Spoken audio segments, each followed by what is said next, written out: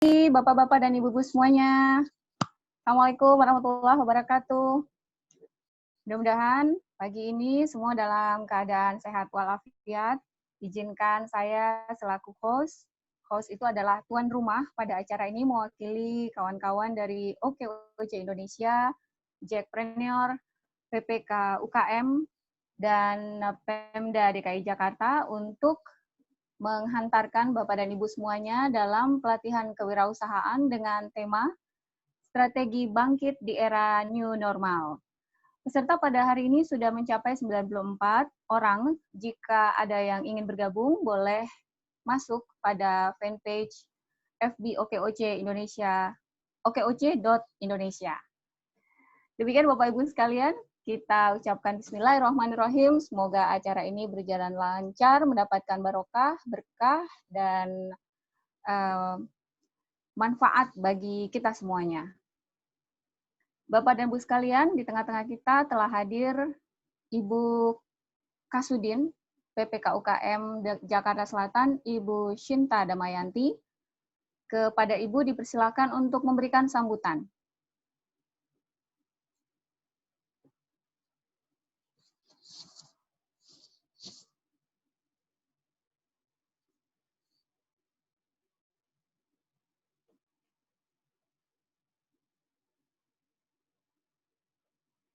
Sekali lagi kepada Ibu Shinta Damayanti, waktu dan tempat dipersilahkan.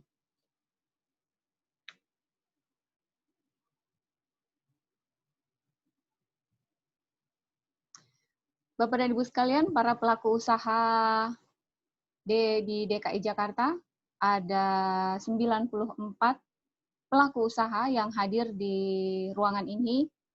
Saya melihat ada kawan-kawan dari Jackpreneur juga, Jackpreneur Pasar Minggu, kemudian ada dari Pancoran.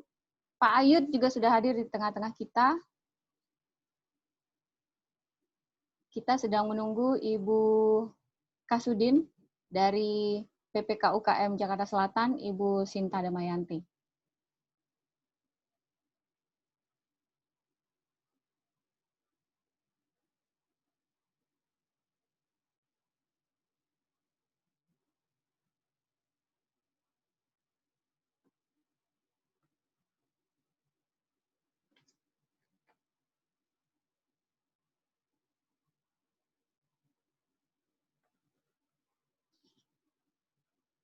Baik, atas arahan dari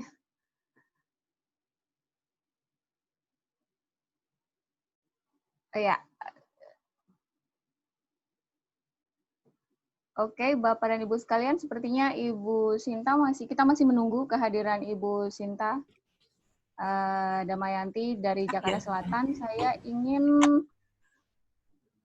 ingin apa nih? Menyapa rekan-rekan semua yang hadir pada hari ini. Ada Pak Doni Saputra, selamat pagi Pak. Ada dari Pancoran. Kemudian ada Ibu Ernianti, Pak Irsan Firmansyah. Apa kabar semuanya? Sekalian saya arahkan, kalau misalnya suaranya belum kedengaran, itu bisa di-disconnect. Ada perintah connect dan disconnect, itu bisa ditekan supaya bisa kedengeran suaranya. Pak April Harahap dari Pasar Minggu, selamat pagi Pak.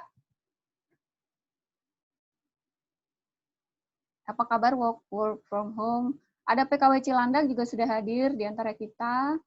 Ibu Shinta Damayanti sepertinya sudah hadir. Maaf Ibu sudah saya berkali-kali menyebut nama Ibu. Ibu, terima kasih atas waktunya. Terima kasih atas kesempatannya untuk berkolaborasi bersama kita semuanya di pagi hari ini. Di tengah-tengah kita sudah hadir pelaku usaha di DKI Jakarta. Kita berharap di saat yang sulit ini kita bisa bangkit dengan sama-sama mengamalkan protokoler dari new normal itu sendiri. Kepada Ibu Kepala Subdinas PPK UKM yang sangat cantik ini, kita persilahkan untuk memberikan sambutannya. Terima kasih Ibu. Baik, Bismillahirrahmanirrahim. Assalamualaikum warahmatullahi wabarakatuh. Yang saya hormati host dari pelatihan kewirausahaan terpadu ini, Ibu Andi Tenri Ajeng. Selamat pagi. Kemudian yang saya hormati Coach Iim Bu Samsi ya, selaku Ketua PGU Indonesia. Terima kasih, Bu. Halo, Coach. Dan saya hormati mungkin dari beberapa narasumber dari PGO dan para kasatpel dan pendamping, serta Bapak Ibu pelaku usaha yang saya cintai. Alhamdulillah, puji syukur kehadirat Allah Subhanahu wa Ta'ala bahwa hari ini kita bisa melaksanakan kegiatan pelatihan kewirausahaan terpadu, itu Jakpreneur ya istilahnya sekarang, dan alhamdulillah kita diberikan nikmat sehat ya, sehingga kita bisa bertemu silaturahmi. Tentunya pelatihan pada tahun ini sangat berbeda sekali dibanding tahun sebelumnya, bahwa kita sama-sama mengalami dampak virus COVID-19 ya. Tentunya banyak sekali perubahan di perekonomian kita ya, roda ekonomi kita berpengaruh sekali. Namun saya berharap tidak mengurangi semangat kita dalam menggerakkan usaha kita ya. Baik, perlu diketahui bahwa Sudin PPK UKM Jakarta Selatan tetap melaksanakan program Jakpreneur ya dari P1 sampai P7, dan mungkin pasca pandemi ini ada beberapa program yang kita laksanakan. Tentunya kami selaku pemerintah daerah mencoba mendorong daya beli masyarakat gitu ya. Kemudian juga kami akan melakukan gerakan kepada produk Indonesia gitu ya, bangga kepada produk dalam negeri. Itu yang akan kita gencarkan di tahun ini ya, supaya kita bisa stabil lagi roda ekonomi. Kemudian juga beberapa program, pertama Sudin PPK UKM Jakarta Selatan sudah mendirikan katalog gitu. Katalog namanya Belanja Jaksel. Nanti mungkin kita akan kirim flyernya, ada websitenya dan Instagramnya. Jadi bapak-bapak, ibu-ibu yang sudah menjadi anggota Jakpreneur bisa mendaftar di katalog itu.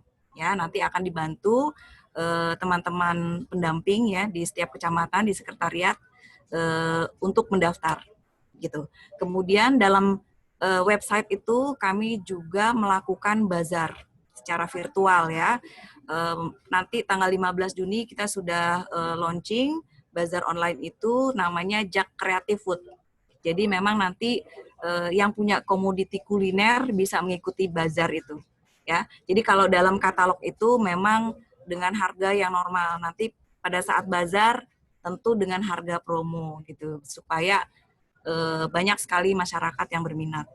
Kami juga nanti akan bekerja sama dengan Dinas dan Pak Wali ya, supaya menggencarkan gerakan memakai produk dalam negeri. Artinya membeli produk-produk UKM IKM di Jakarta, ya khususnya Jakarta Selatan ya. Jadi di kecamatan kan juga ada koperasi-koperasi Jakpreneur, itu juga kita akan aktifkan ya. Dan nanti akan diarahkan ya, diedarkan, diinstruksikan bahwa semua pegawai ya memakai produk UKM IKM.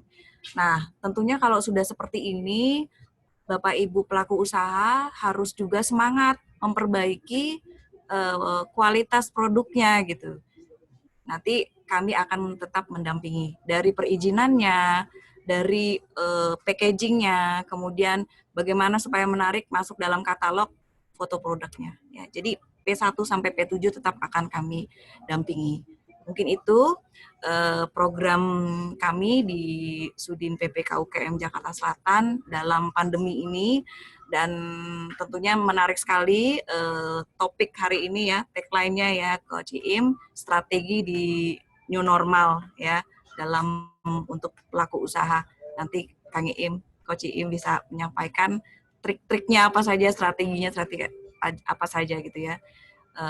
Jadi mudah-mudahan pelatihan pada hari ini bermanfaat ya untuk Bapak Ibu semua, dan tolong setelah mengikuti pelatihan ini jangan sampai di sini aja ya. Nanti teman-teman pendamping kita di kecamatan akan terus mengawal ya. Jadi setelah pelatihan udah aja gitu, jangan ya.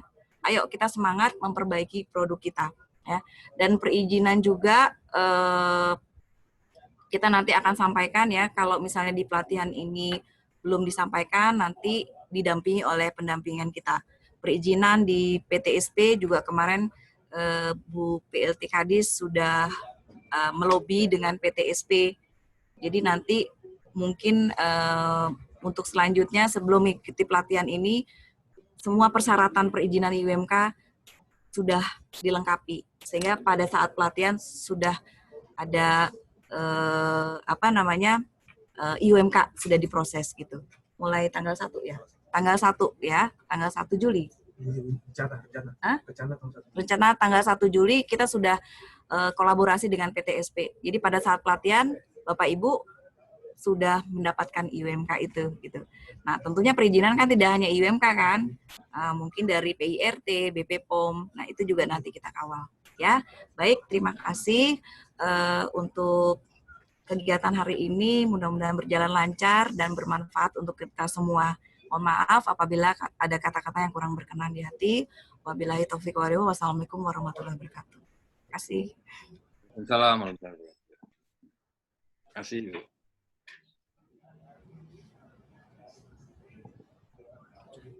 Di volumenya? Udah 97 peserta ya. Kok mati sih? Enggak, maksudnya ini hostnya kayak ini nih, kayak Kang Iem langsung. Kang Iem dilanjut, Kang Iem. Itu Mbak Ajeng hostnya mic-nya belum nyala tuh. Tadi udah banyak bicara tapi belum nyala mic-nya. Oh iya, benar sekali. Terima kasih Ketum. Bapak dan Ibu sekalian, di tengah kita telah hadir juga Ketua Umum OKOC Bapak Iim Rusamsi dan juga Bapak Ajwa Jufri selaku Direktur dari Diklat. Dan tadi kita sudah dengarkan penjelasan dari Ibu Sinta bahwa Jakarta Selatan akan mengeluarkan beberapa program yang sangat membantu, yaitu ada katalog yang Bapak Ibu bisa mendaftarkan diri di situ untuk pelaku usaha yang namanya adalah katalog belanja Jaksel. Kemudian yang kedua ada bazar secara virtual yang namanya adalah Jack Creative Hub. Koperasi-koperasi juga diaktifkan dan pegawai dihimbau untuk membeli produk IKM dan UKM. Juga kalau tidak salah mendengarkan adalah Ibu Sinta juga Ibu Kasudin juga sudah memberikan sudah campaign untuk bangga terhadap produk dalam negeri. Itu akan membuat orang saling belanja di warung masing-masing satu sama lain. Nah, tanpa ingin memperpanjang waktu kepada Bapak Ajwa, saya berikan waktu dan tempat untuk memberikan pelatihannya.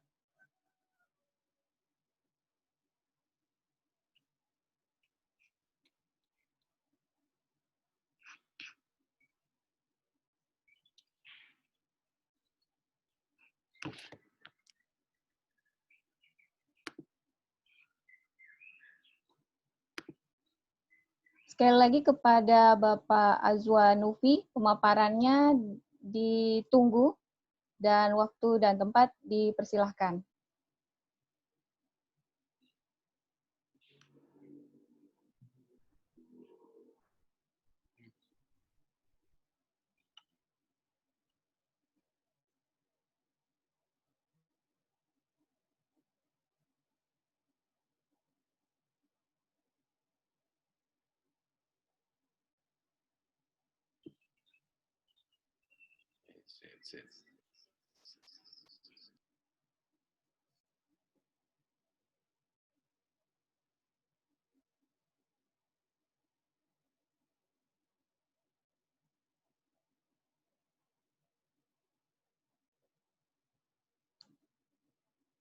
Selamat pagi Mas Azwa.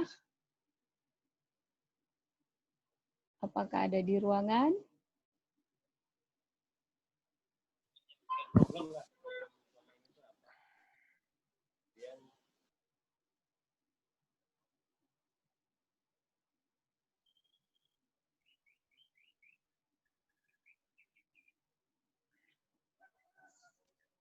Halo, Assalamualaikum. Waalaikumsalam. Masya Allah Ustadz. Monggo dipersilahkan.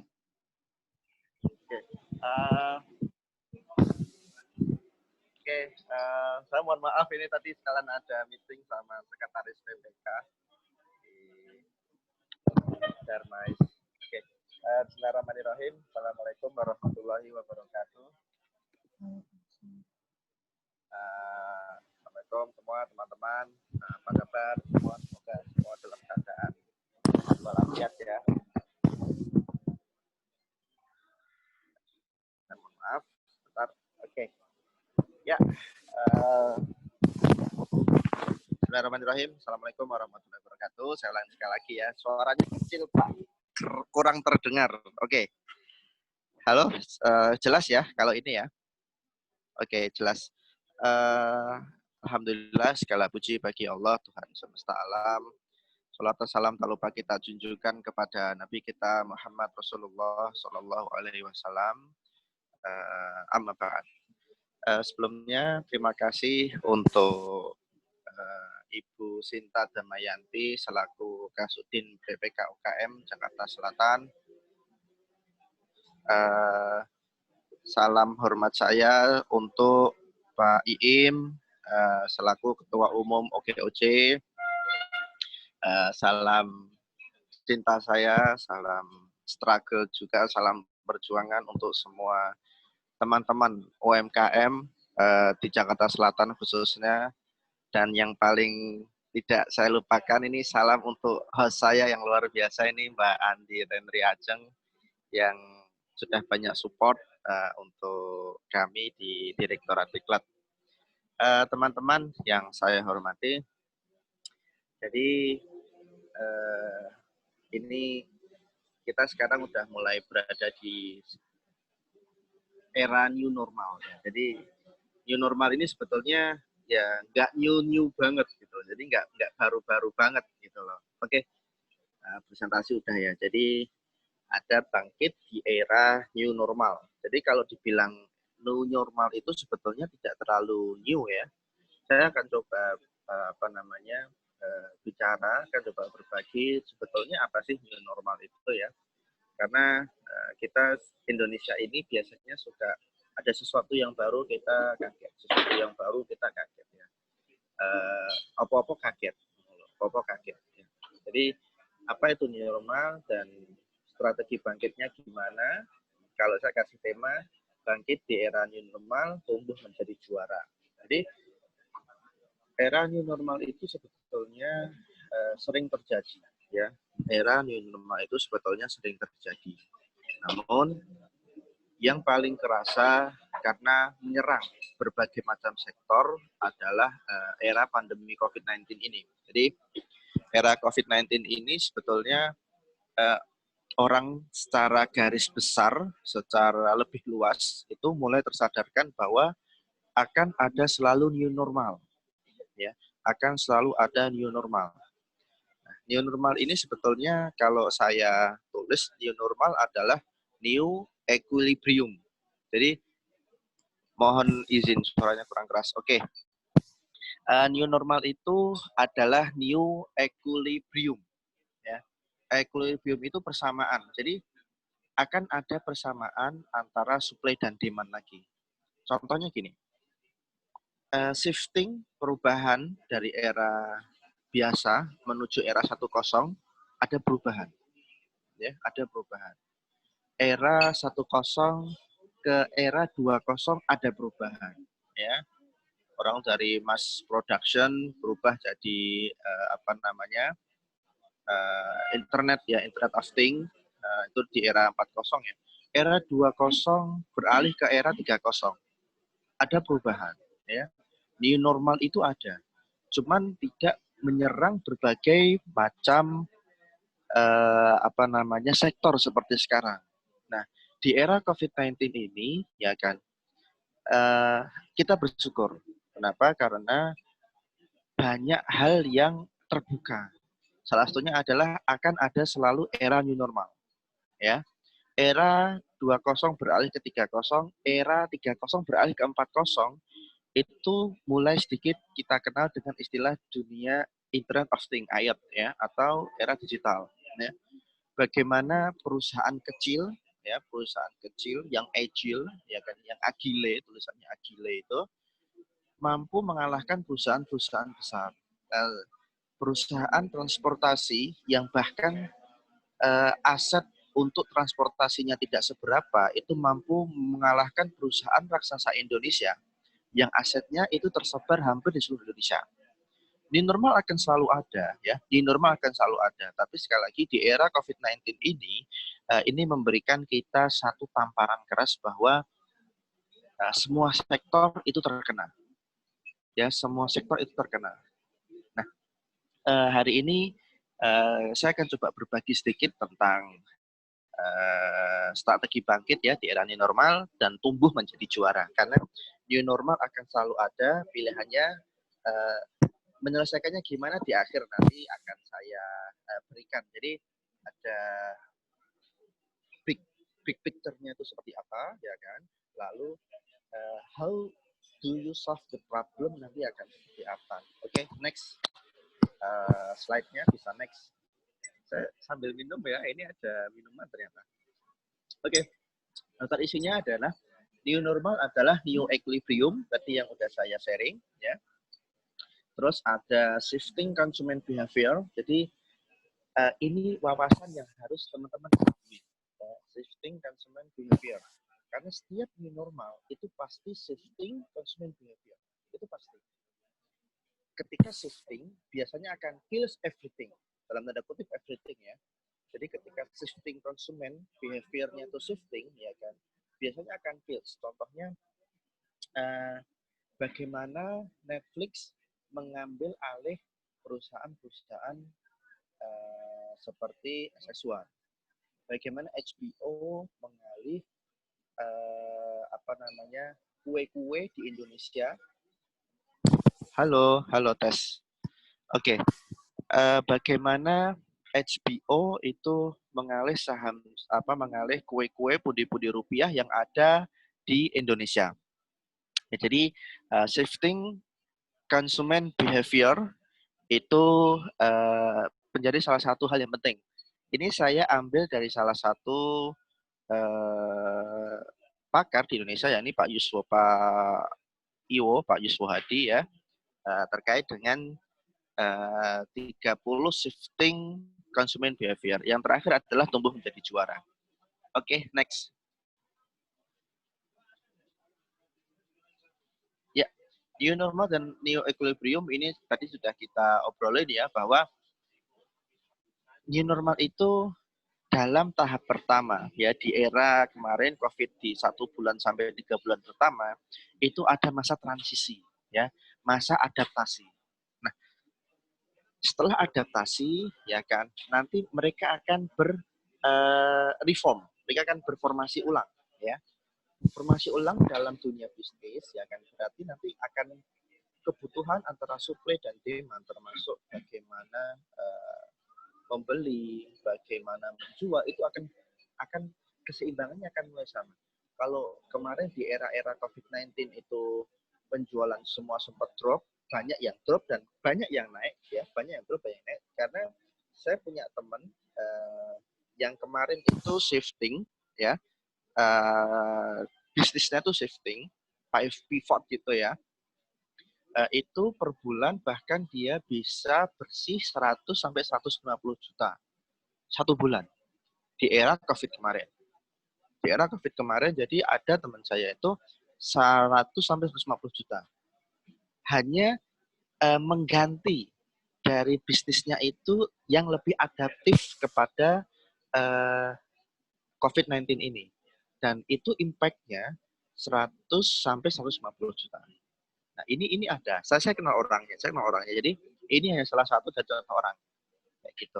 Nah, Jadi persamaan baru akan terbentuk. Jadi supply and demand akan terbentuk yang baru. Kebutuhan akan terbentuk, permintaan akan terbentuk, dan pensuplaian, supply chain-nya juga akan terbentuk. Jadi new equilibrium ini jadi akan ada persamaan baru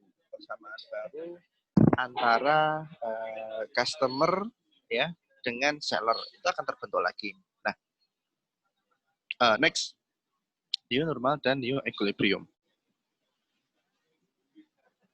Next.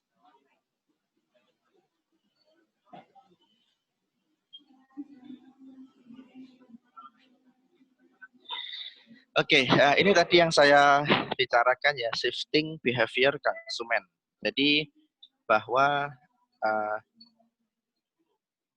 behavior dari para konsumen itu mulai beralih, mulai berubah ya. Kalau dari buku yang saya baca itu ada 30 macam dari shifting behavior konsumen. Cuman saya coba pilihkan 4 teratas yang kemarin sangat terasa di era pandemi di 3 bulan pertama kemarin ya. Yang pertama adalah the fall of mobility dan the rise of virtual. Di era PSBB, di era WFH itu kemarin mobility jatuh ya, mobility jatuh. Contohnya pariwisata ini jatuh ya. Semua hal yang berhubungan dengan transportasi itu menjerit ya. Bahkan sampai teman-teman di transportasi itu bahkan sempat audiensi kalau nggak salah ya dengan Bapak Presiden ya, akhirnya cicilan-cicilan itu dikurangi atau gimana teknisnya saya kurang tahu ya. Nah, tapi zamannya udah mulai berubah ya, bahwa mobilitas itu mulai jatuh ya, dan orang mulai terbiasa dengan virtual. Contohnya sekarang ini ya, ya. Saya yakin beberapa teman itu tadi masih baru menggunakan Zoom Meet ini karena waktu tadi saya di dalam itu suara-suaranya lucu nih, ada suara kok lampunya ayam mati, loh, tiba-tiba suara ayam ya, lalu ibu-ibu ini nggak bisa keluar gambarnya dan sebagainya ya. Jadi mau nggak mau kita akan adaptif dengan keadaan ya, karena mobilitas akan jatuh ya, dan virtual itu akan naik ya kan. Contohnya sekarang banyak perusahaan pariwisata itu menawarkan paket pariwisata virtual. Saya belum coba, jujur saya belum coba, tapi paket pariwisata virtual ini ya kan itu mulai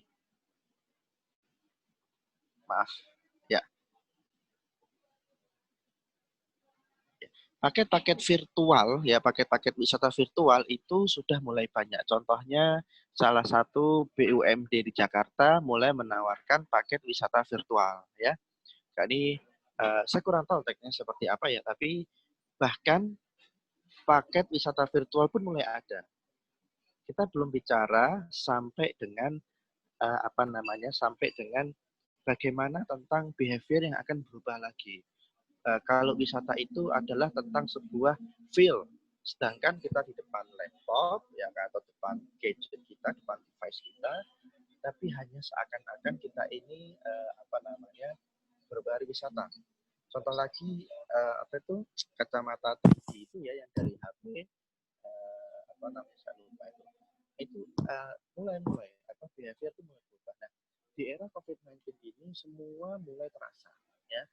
Tidak hanya teman-teman dari generasi milenial ya kan, bahkan teman-teman dari generasi kolonial pun ya kan, itu justru sangat disarankan untuk stay at home.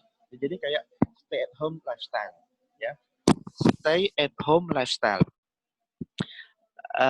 Orang mulai membangun room khusus untuk bisa online. Jadi beli wallpaper, habis itu beli peralatan dan sebagainya. Ini the rise of virtual. Semua hal yang berkaitan dengan virtual akan naik. Contohnya harta dari founder dari Zoom yang di Singapura itu naik sampai berapa triliun, 70 triliun atau berapa ya, saya baca itu ya. Itu naik, ya kan, karena the rise of virtual, ya kan. Nah, itu yang pertama. Lalu yang kedua, online shopping. Online shopping naik, tapi naiknya ini lebih detail. Kalau dulu kita scroll, ya kan, itu kita beli, kita scroll marketplace atau Instagram atau sosial media, ya, sosial media, ya kan, itu kita beli itu karena mau, ya, karena ingin, ya, lihatnya keren, ya, lihatnya keren. Contohnya di marketplace dijual 10.000, di rebranding di Instagram, ya, itu dijual 100.000, ya. Kita beli karena itu sangat ingin, ya kan. Sebetulnya nggak begitu butuh, kita beli, ya, kita beli, ya kan. Nah, sekarang mulai shifting. Online shopping itu emang kenaikannya itu luar biasa drastis, ya kan. Bahkan teman-teman di ekspedisi itu overload. Ya. Tapi shiftingnya adalah, ya kan, mereka yang dulu beli karena wants, karena gue pengen nih, gue pengen teh, ya kan, gue pengen HP, ya kan, gue punya duit, gue pengen HP. Generasi milenial, ya kan, gaji 4,5, tiap hari ngopinya di Starbucks, ya, 50.000. Parfumnya itu Aqua di Gio, 1,5 juta, ya kan. Itu kenapa? Karena wants, ya. Nah, tapi COVID-19 ini, ya, jadi era pandemi ini itu menampar kita semua. Jadi yang dulu beli karena want, sekarang sudah mulai shifting ke need. Ini kebutuhan, ya. Kebutuhan itu contohnya, apa namanya, Corona Kit, ya. Corona Kit. Jadi ada istilah sekarang Corona Kit. Jadi kalau teman-teman mau keluar itu ada istilah Corona Kit. Saya sekarang kemana-mana bawa hand sanitizer. Ini normal baru, ya. Bawa hand sanitizer, ya kan. Orang mulai banyak. Kalau dulu ada, tapi mungkin tidak sebanyak sekarang. Bawa hand sanitizer, bawa masker, ya kan, bawa kayak topi apa yang ada tutupnya gitu dan sebagainya, ya. Orang mulai social distancing, ya kan, itu era-era yang baru. Nah, sekarang orang mulai beli yang berhubungan dengan corona kit, ya kan, untuk dipakai sendiri. Contohnya sapu tangan plastik itu, ya, dan sanitizer. Habis itu ada alat lucu untuk pencet-pencet. Jadi kalau kita pencet ATM itu kan bisa pakai tangan tuh, ya kan. Kalau kadang kita lupa bawa plastik atau apa itu kan agak ribet juga tuh, apalagi nggak bawa hand sanitizer. Akhirnya apa? Ada semacam alat lucu gitu, ya. Alatnya lucu. Halo, tes. Alatnya lucu, ya kan. Alatnya lucu tapi itu powerful banget. Mohon maaf saya nggak nulis di sini, nggak tampilin di sini. Jadi alatnya tuh lucu banget. Tapi itu powerful banget, ya kan. Itu yang pertama. Jadi online shopping itu grow, teman-teman. Online shopping itu grow, ya. Online shopping itu grow. Tapi yang grow yang lebih detail itu shiftingnya adalah dari sebuah keinginan beralih ke sebuah kebutuhan. Itu yang kedua. Yang ketiga adalah food delivery, ya. Food delivery, ya. Kalau kemarin itu food delivery itu orang beli makanan dengan sistem antar itu biasanya adalah occasional aja, jadi ya sekali dua kali gitu loh. Nah, sekarang pasar-pasar itu mulai memberikan habit baru, yakni lo bisa pesan sama gue di mana aja, gue antar, ya kan. Kalau belanja 100.000 gratis ongkos kirim, ya kan.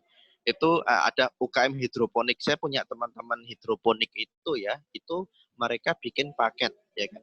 Ya kayak di pasar sebetulnya, cuman mereka platformnya diubah menjadi online, ya kan.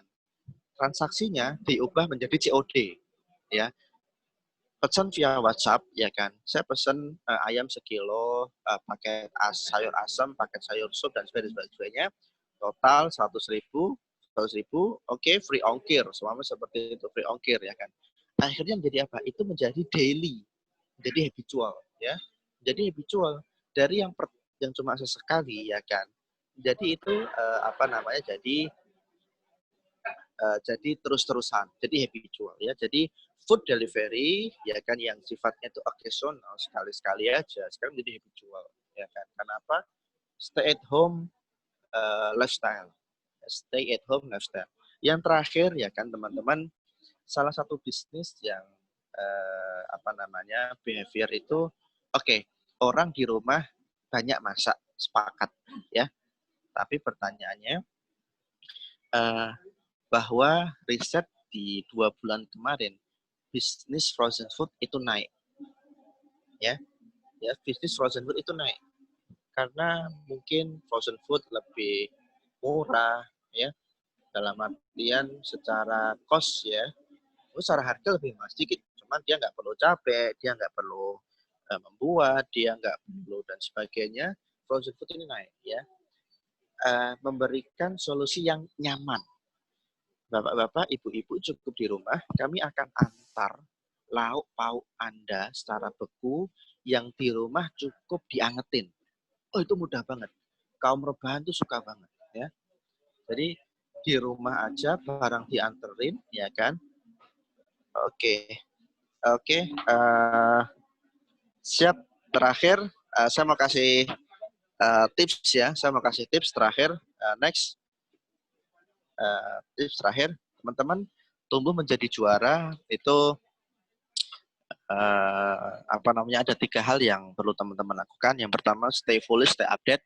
Tolong pasang radar yang kuat, pasang radar yang kencang, stay update dengan keadaan sekarang dan cari peluang.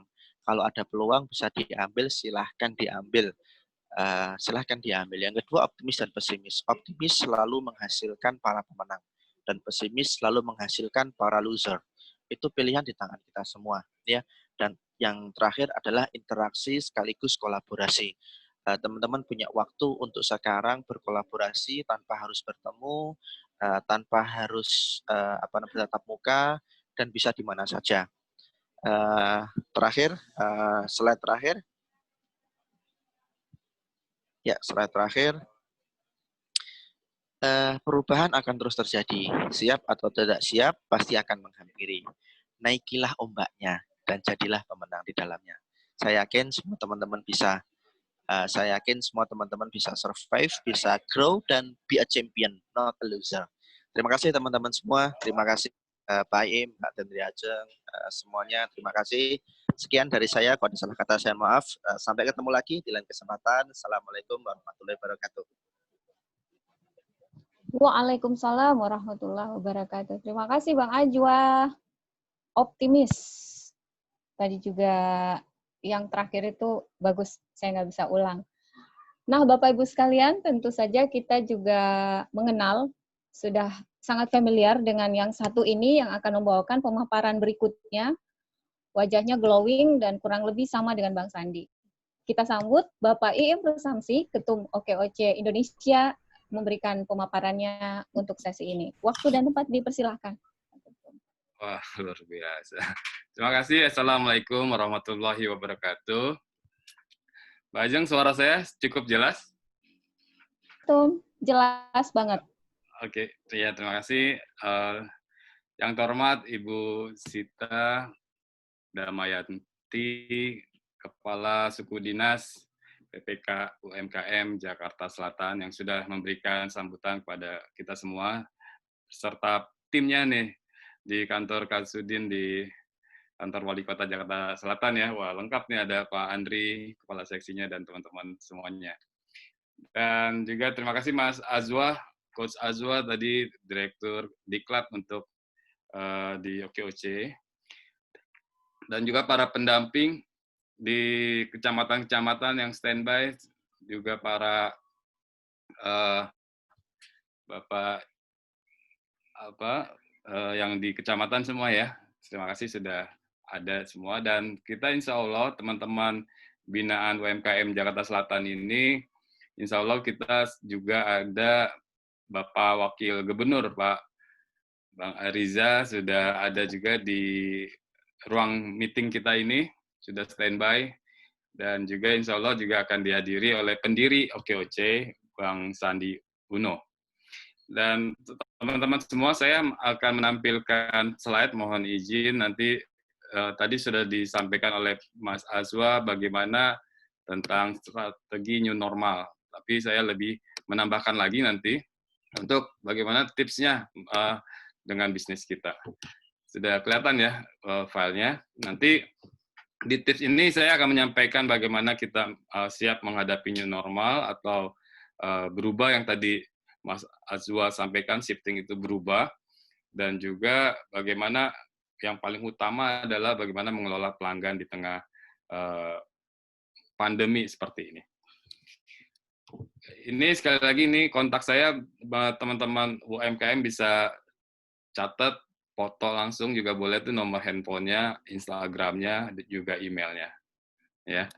Dan ini nanti Pak Sandi akan hadir, dan beliau selalu bilang kalau menghadapi wabah pandemi ini jangan panik, tapi segera adaptasi. Nah, segera adaptasi ini tadi sudah disampaikan oleh Mas Azwa bagaimana beradaptasinya atau merubah alur bisnis kita, tadi juga sudah disampaikan apa aja strateginya. Nah, kita lihat dampaknya krisis corona di Amerika memang sudah 20 juta orang mengambil benefit pengangguran. Jadi karena di PHK mereka mengambil yang diberikan fasilitas yang diberikan pemerintah. Malah kabarnya sudah lebih dari 35 juta orang di Amerika. Dan apalagi tambah kemarin ada permasalahan sosial ya, kemarin terbunuhnya warga di sana. Kemudian di India ada 150 juta buruh migran yang terdampak. Kemudian di Indonesia sendiri, secara resmi Kementerian Tenaga Kerja menyatakan ada 2 juta lebih PHK. Kemudian juga yang ikut kartu prakerja udah 2,9 juta lebih. Jadi artinya ini sudah menjadi banyak tambahan pengangguran di Indonesia yang tadinya 7 juta, ini berarti udah kurang lebih bisa jadi 9 juta pengangguran. Dan ini yang dilakukan oleh pemerintah Provinsi DKI Jakarta bersama OKOC, kita sudah ada tanda tangan kerjasamanya dan tertuang juga di dalam RPJMD bahwa targetnya pengembangan kewirausahaan terpadu di Jakarta dengan sekarang namanya lebih catchy ya, Jakpreneur, ini bisa mengentaskan pengangguran. Targetnya di Jakarta ini bisa 200.000 lapangan kerja baru atau wirausaha baru. Jadi kami memang OKOC adalah bagaimana membuka lapangan kerja baru dengan berwirausaha. Nah, ini yang diterapkan, yang tadi Bu Sita sampaikan, menerapkan kurikulum OKOC yaitu P1 sampai P7. Nah, ini dia P1 sama P7 yang tadi Ibu Kasudin sampaikan. Yang pertama, Bapak Ibu semua yang terdaftar di acara pelatihan pagi ini adalah sudah terdaftar pastinya di Jakpreneur. Jadi sudah bergabung dan selamat bergabung. Kemudian udah dimulai nih, walaupun tadi Bu Sita sampaikan, ini kita berubah, yang biasanya kita bertemu di kecamatan-kecamatan, kita berubah melakukan pelatihannya di online sekarang, dan difasilitasi oleh teman-teman di OKOC Indonesia. Dan nanti nggak sekarang aja, nanti akan bergulir terus pelatihan-pelatihan secara online sampai masa PSBB ini sudah dicabut dan sudah dinyatakan aman Jakarta. Kemudian pendampingan. Kita punya para pendamping di kecamatan, ya teman-teman pendamping juga ada sebagian yang hadir di sini. Jadi Bapak Ibu silakan melakukan pendampingannya sekarang secara online. Ya, secara online sekarang kontak teman-teman pendamping, bagaimana konsultasi dengan telepon, dengan WA, atau melakukan video call atau melakukan Zoom meeting seperti ini, ya. Kalau Zoom meeting ini kalau mau gratis 40 menit, jadi cukup 40 menit konsultasi ya beberapa binaan dengan para pendamping. Kemudian keempat yang tadi Bu Kasudin sampaikan, nanti mulai tanggal 1 Juli Bapak Ibu semua bisa dibantu proses perizinannya, yang terutama izin usaha mikro dan kecil. Itu bisa cepat tuh bisa dilakukan, dan yang sudah ada izin bisa dimaksimalkan di tengah pandemi ini. Ya, sudah punya izin PIRT, BPOM dan lain-lain, izin edar dan lainnya bisa dimanfaatkan dengan baik. Kemudian langkah kelima pemasaran P5. Ini yang tadi juga Bu Kasudin sampaikan, bagus sekali di Jakarta Selatan sudah mencanangkan yang tadi diulang oleh Mbak Ajeng, ini host kita, Direktur Penggerak. Mbak Ajeng ini Direktur Pengembangan Komunitas Penggerak. Bahwa akan ada e-katalog, ya e-katalog di Instagram, di website, kemudian ada bazar online. Nah, ini manfaatkan oleh Bapak Ibu semua ya. Nanti kita bisa tanya jawab setelah ini. Nomor 6, pencatatan keuangan. Nanti kita belajar juga pencatatan keuangan karena harus disiplin mencatat uang yang masuk, uang keluar, walaupun mungkin pemasukannya nggak sebesar sebelum wabah corona ini. Kemudian akses permodalan. Nah, kita ada Bank DKI, teman-teman nanti bisa konsultasi dengan pendamping bagaimana mendapatkan akses permodalan dari Bank DKI atau akses permodalan dari skema yang lain. Kita di OKOC juga memberikan skema dari lembaga zakat. Ya, kita ada kerjasama dengan Dompet Duafa untuk dana pinjaman berbentuk dari zakat dan wakaf. Itu 7 langkah ya, P1 sampai P7. Jadi ini manfaatkan dan ini akan diterapkan di teman-teman Jakpreneur. Nah, ini ada 4 tips nih buat teman-teman semua ini sebagai pemimpin bisnis ya. Punya bisnis artinya kita sebagai pemimpin bisnis di bisnis kita ya. Pemimpin usaha, walaupun usaha kita masih kecil-kecilan, usahanya masih mikro, nggak apa-apa, tapi kita udah menjadi seorang pemimpin. Nah, tipsnya yang pertama buat teman-teman adalah kalau yang sudah menjalankan usaha ya, ini sampaikan yang transparan, sikapnya harus transparan, apa adanya, termasuk dengan pendamping. Jadi konsultasikan dengan pendamping juga bahwa kondisinya seperti apa. Ya, usaha saya bikin snack, udah banyak ininya stoknya tapi belum laku, sampaikan. Sampaikan kepada tim kita juga. Kalau memang punya karyawan, sampaikan kondisinya juga bahwa kondisinya turun. Tadi saya baca di berita bahwa UMKM kita dari Kementerian UMKM bilang katanya 35% bisnisnya turun UMKM. Tapi saya yakin lebih dari 35% secara di lapangan ya, bisa lebih dari 70-80% merasakan turun bisnisnya. Kemudian tim kita itu pakarnya, jadi libatkan mereka cari ide dari misalnya tim kerja kita atau karyawan kita yang biasa jualan, yang bantu jualan, yang biasa bikin makanannya, yang biasa menghubungi pelanggan, itu mereka adalah pakarnya. Jadi ajak mereka berbicara supaya idenya keluar dari mereka. Yang kedua, yang tadi Pak Azwa sampaikan harus berubah ya. Jadi harus terbuka untuk melakukan perubahan besar. Jadi kalau kita nggak melakukan perubahan, akhirnya kita yang gagal. Kita nggak ngapa-ngapain, akhirnya kita bisnisnya langsung mati, langsung tenggelam, langsung tidak jalan. Nah, tergantung dari kita nih sebagai pemilik bisnis mau melakukannya apa enggak. Kalau enggak ya udah nggak akan dapat apa-apa. Ya mungkin menunggu aja bantuan-bantuan. Tapi kita nggak mau seperti itu. Jadi harus lakukan perubahan besar. Yang tadi bilang Mas Azwa, Pak Azwa bilang bahwa perubahan besar itu nomor 2 adalah di jualan online. Jadi sekarang mau nggak mau kita harus manfaatkan sosial media online. Nanti saya kasih tipsnya setelah ini bagaimana kita jualan online yang baik ya. Kemudian segera adaptasi ya, segera adaptasi. Kalau misalnya tadi Pak Azwa juga bilang tuh ada banyak sekarang food delivery, jadi makanan yang dikirim. Jadi makanan yang dibukukan terus dikirim. Sekarang orderan itu banyak sekali. Sekarang banyak yang melakukan jualan di online, menawarkan bahan-bahan baku ya, bahan baku. Jadi bukan aja masakan jadi masakan yang buat di stok di rumah kemudian dimasak sendiri. Dan ternyata hotel-hotel itu juga melakukan.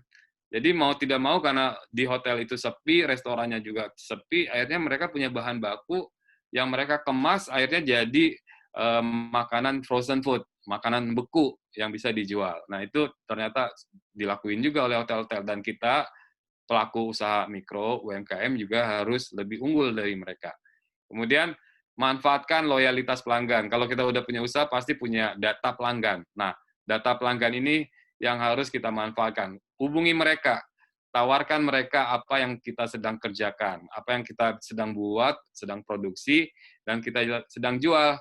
Nah, sampaikan kepada mereka apa aja yang kita jual, dan mereka insya Allah, kalau dia udah loyalitas itu, dia punya kepedulian sama kita, apapun yang kita tawarkan, insya Allah akan dibeli. Ya, karena dia udah jatuh cinta sama produk kita, sama usaha kita. Dan biasanya loyalitas pelanggan itu mereka nggak mau bisnis kita jatuh, nggak mau bisnis kita bangkrut.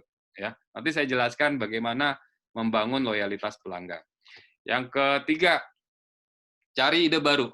Ya, work from home itu kerja dari rumah, akhirnya merubah, yang tadi Pak Azwar sampaikan juga, merubah yang dulu keinginan menjadi kebutuhan di rumah-rumah. Jadi yang dulunya ingin kepengen nyetok kulkasnya dengan makanan-makanan beku, nah sekarang harus mau nggak mau ibu-ibu rumah tangga itu mau nggak mau harus menyetok makanannya di rumah.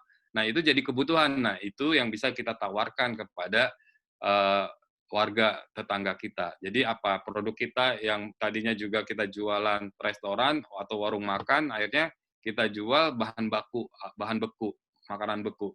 Nah itu kita bisa tawarkan. Kayak saya juga untuk selalu online seperti ini, akhirnya saya butuh alat-alat online tuh, seperti saya akhirnya beli paket internet lebih besar lagi, kemudian beli tambahan speaker, itu jadi kebutuhan. Yang dulunya keinginan, nggak perlu deh saya tambahan speaker, ternyata sekarang jadi kebutuhan. Ya, terus ide yang bisa dijalankan karena sumber daya yang ada. Jadi kita lihat sumber daya kita ya, misalnya kalau kita punya karyawan, kalau kita punya pelanggan setia, ya loyalitas itu setia. Nah, dengan sumber daya yang ada ini, jadi ada ide-ide baru. Kira-kira idenya apa, nanti kita coba bisa gali. Nah, nomor 4, investasikan waktu. Ya, karena banyak di rumah, akhirnya banyak tidak ngapa-ngapain, produksi mungkin juga yang tadinya banyak, akhirnya kita produksi cuma sedikit. Nah, tapi manfaatkan waktu dengan baik, selesaikan PR. Kalau dulu misalnya punya PR, saya belum bikin Instagram, ya udah sekarang banyak waktu saya bikin Instagram. Belum foto-foto produk, sekarang banyak waktu foto-foto produknya diupload. Ya, terus kemudian kalau dulu saya belum merapikan nih data-data pelanggan, pelanggannya banyak tapi nggak pernah dicatat nomor teleponnya berapa, emailnya apa. Nah sekarang itu jadi PR, yaitu manfaatkan waktunya untuk merapikan itu. Terus tingkatkan kemampuan. Ya, Bapak Ibu semua tingkatkan kemampuan. Misalnya bisnisnya jualan membuat tape uli misalnya. Saya di Jakarta ada teman-teman membuat tape uli, membuat minuman-minuman rempah, ya sekarang lagi rame, sangat dibutuhkan minuman rempah, ya sekarang tingkatkan kemampuannya. Misalnya kalau dulu hanya minuman rempahnya hanya beras kencur aja, nah sekarang bikin bir peletok. Bagaimana membuat bir peletok, belajar dari YouTube, silakan belajar dari teman-teman yang sudah membuat. Nah akhirnya varian atau jenis produk kita bertambah lagi. Ya, jadi itu meningkatkan kemampuan kita. Nah, yang tadi tangga loyalitas pelanggan atau pelanggan setia. Bagaimana kita ini dari bawah ya, dari mulai target dari bawah ke atas supaya mendapatkan pelanggan yang setia. Nah, yang pertama harus punya target. Jadi sasaran calon pelanggan ini udah kita tetapkan. Kalau kita misalnya berjualan busana anak-anak, nah target kita adalah bukan lagi kepada remaja, bapak-bapak, ibu-ibu, tapi benar-benar ibu-ibu rumah tangga yang baru punya anak gitu ya, misalnya anak-anaknya yang masih ingin dipilihkan bajunya oleh orang tuanya. Jadi itu sasaran calon pelanggan. Jadi tetapkan kriteria pelanggan kita apa.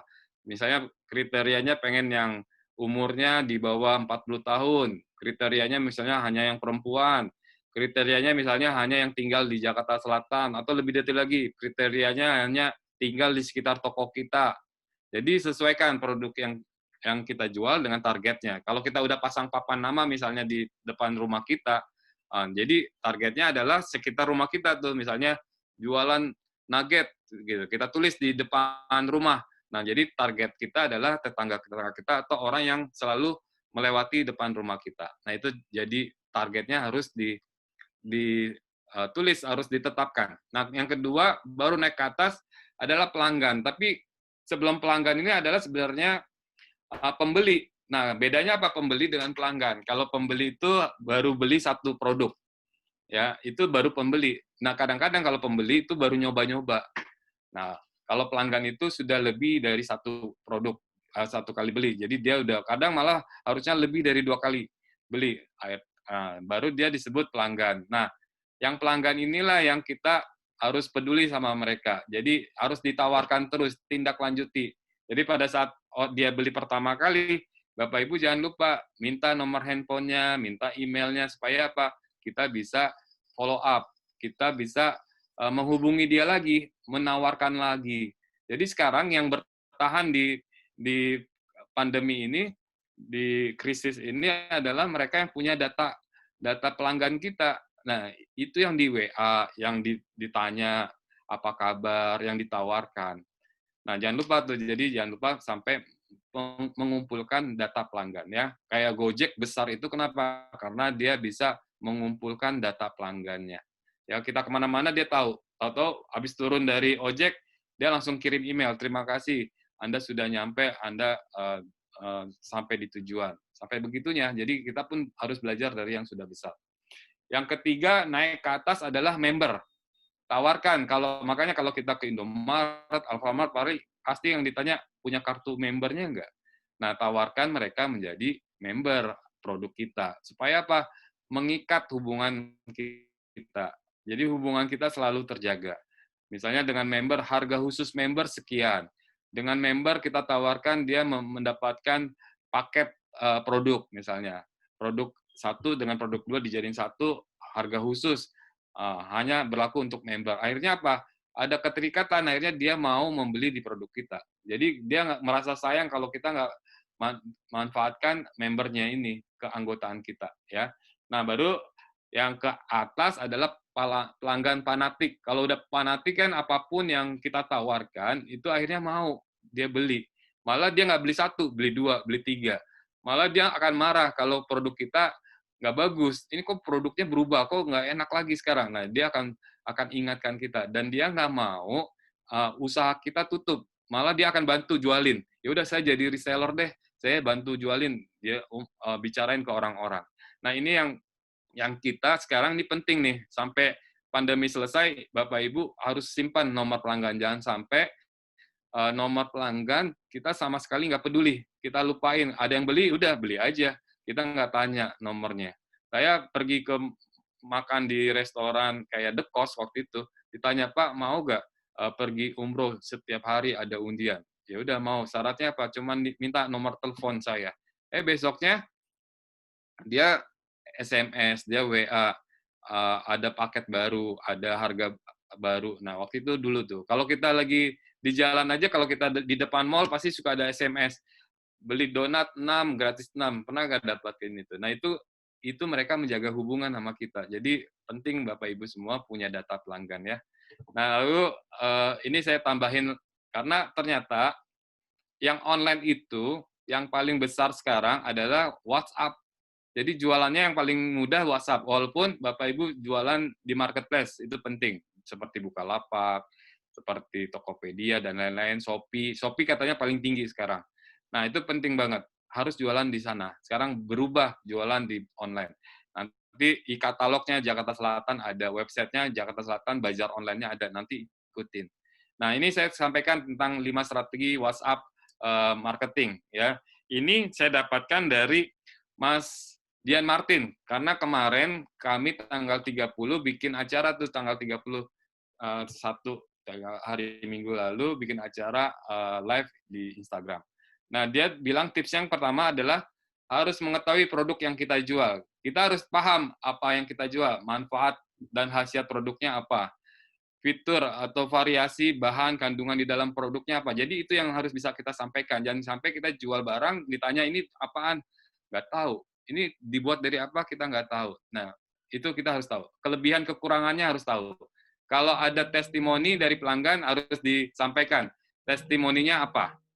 Ya, misalnya ada yang beli, misalnya Ibu Sita nih, Ibu Kasudin beli, minta ininya pengalamannya, sarannya apa nih Bu? Nah, nanti tampilkan ini Bu Kasudin, Bu Sita pernah beli, Ibu Sita bilang enak dan harus dicoba. Nah, itu terus dikumpulkan testimoninya. Yang kedua tipsnya, cari sumber pelanggan sebanyak mungkin. Nah, di WA-nya coba dilihat, WA-nya berapa kontaknya, berapa nomor telepon yang ada, ditambahin coba. Berapa grup yang kita ikuti. Nah, itu paling mudah untuk mencari sumber pelanggan yang setia nih menurut saya, dan menurut Kang Dian Martin tadi, adalah dari keluarga. Coba, berapa banyak keluarga? Ponakan, om, tante, dan lain-lain. Itu yang di lingkungan kita terdekat dulu, kita tawarkan kepada mereka. Kemudian tawarin kepada teman-teman kita, teman sekolah, SD, SMP, SMA, sampai teman kuliah, teman di kampung, teman di mana, disampaikan. Komunitas, berapa banyak komunitas kita ikutin. Teman-teman Jakpreneur itu punya komunitas, jadi jejaring ini jadi jembatan buat kita menjual produk-produk kita. Kemudian sosial media aktif di Instagram, di Facebook, ya, di mana lagi, Twitter, dan lain-lain, aktif di WhatsApp, di grup-grup juga aktif. Tawarkan, tapi jangan menjual langsung promosi terus, tapi yang kita tawarkan adalah yang kita infokan tips ya tentang bagaimana hidup sehat. Nanti ujung-ujungnya, oh ternyata kita jualan ini, nah, mereka akan tahu. Yang ketiga, promosi produknya. Jadi cari target promosinya. Target promosinya kita misalnya mau promosi kepada targetnya komunitas pengajian ibu-ibu misalnya. Kita ada grup WA-nya, sampaikan bagaimana kontennya, isi beritanya apa, isi promosinya seperti apa yang menarik. Misalnya kita mau jualan minuman rempah-rempah, bir peletok khas Jakarta misalnya. Nah, sampaikan tentang bagaimana bir peletok ini sehat untuk kita minum, menjaga imunitas tubuh kita, menjadi vitamin kita. Nah, itu sampaikan. Bagaimana banyak orang sudah tertolong atau terbantukan hidupnya jadi lebih sehat. Jadwal promosinya sampaikan, ya. Misalnya kalau WhatsApp, mungkin pagi antara sebelum jam 9, kalau udah jam 9 udah pada sibuk. Terus kemudian jam 12 siang, udah mulai istirahat, nah itu sampaikan, bisa jadwalin. Terus kemudian sore, pas di rumah, malam, nah itu waktu-waktu yang premium tuh, waktu-waktu yang efektif. Nah, lalu yang keempat, jalin kerjasama.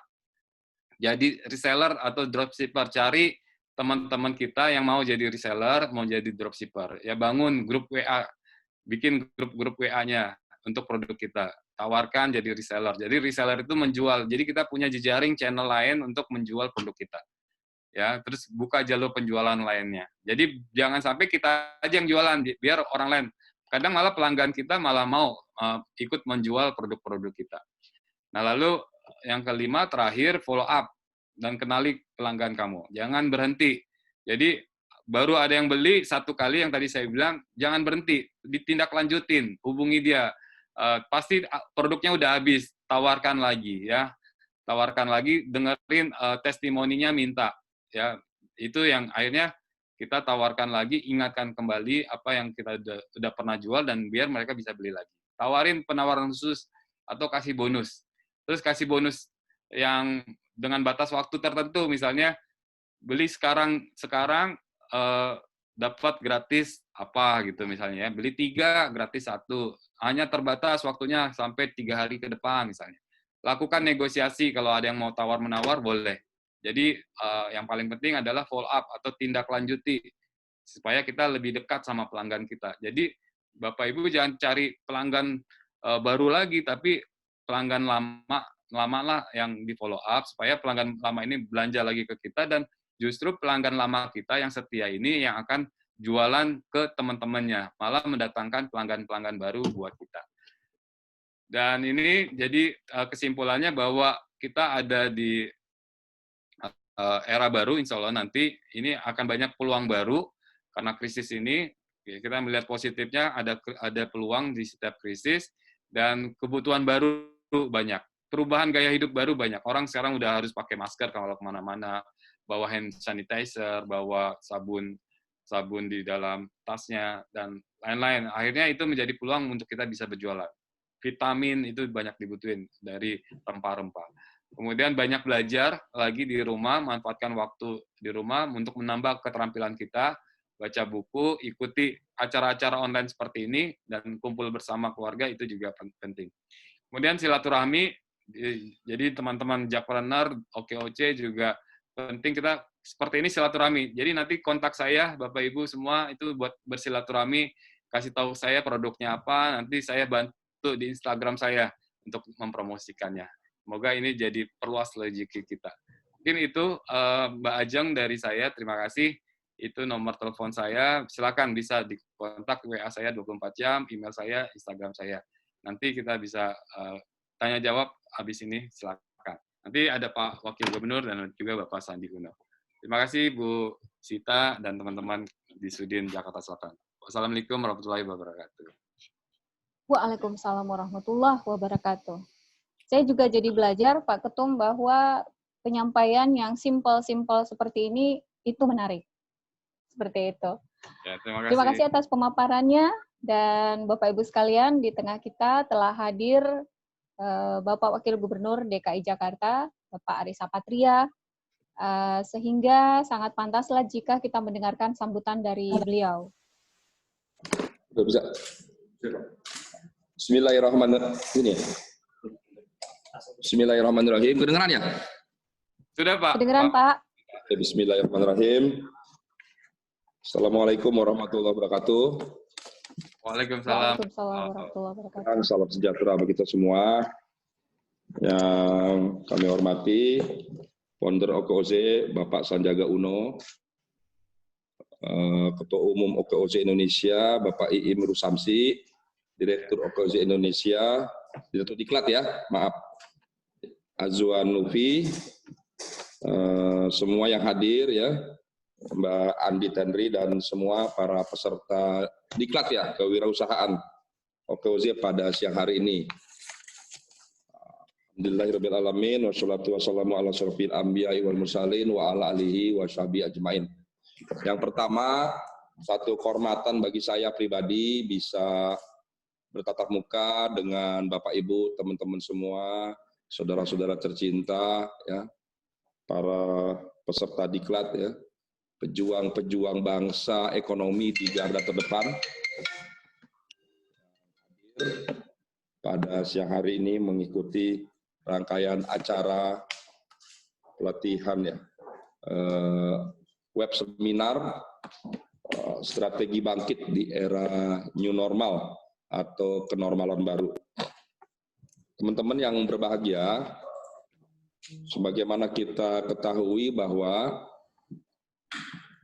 di saat sekarang ini kita sedang menghadapi satu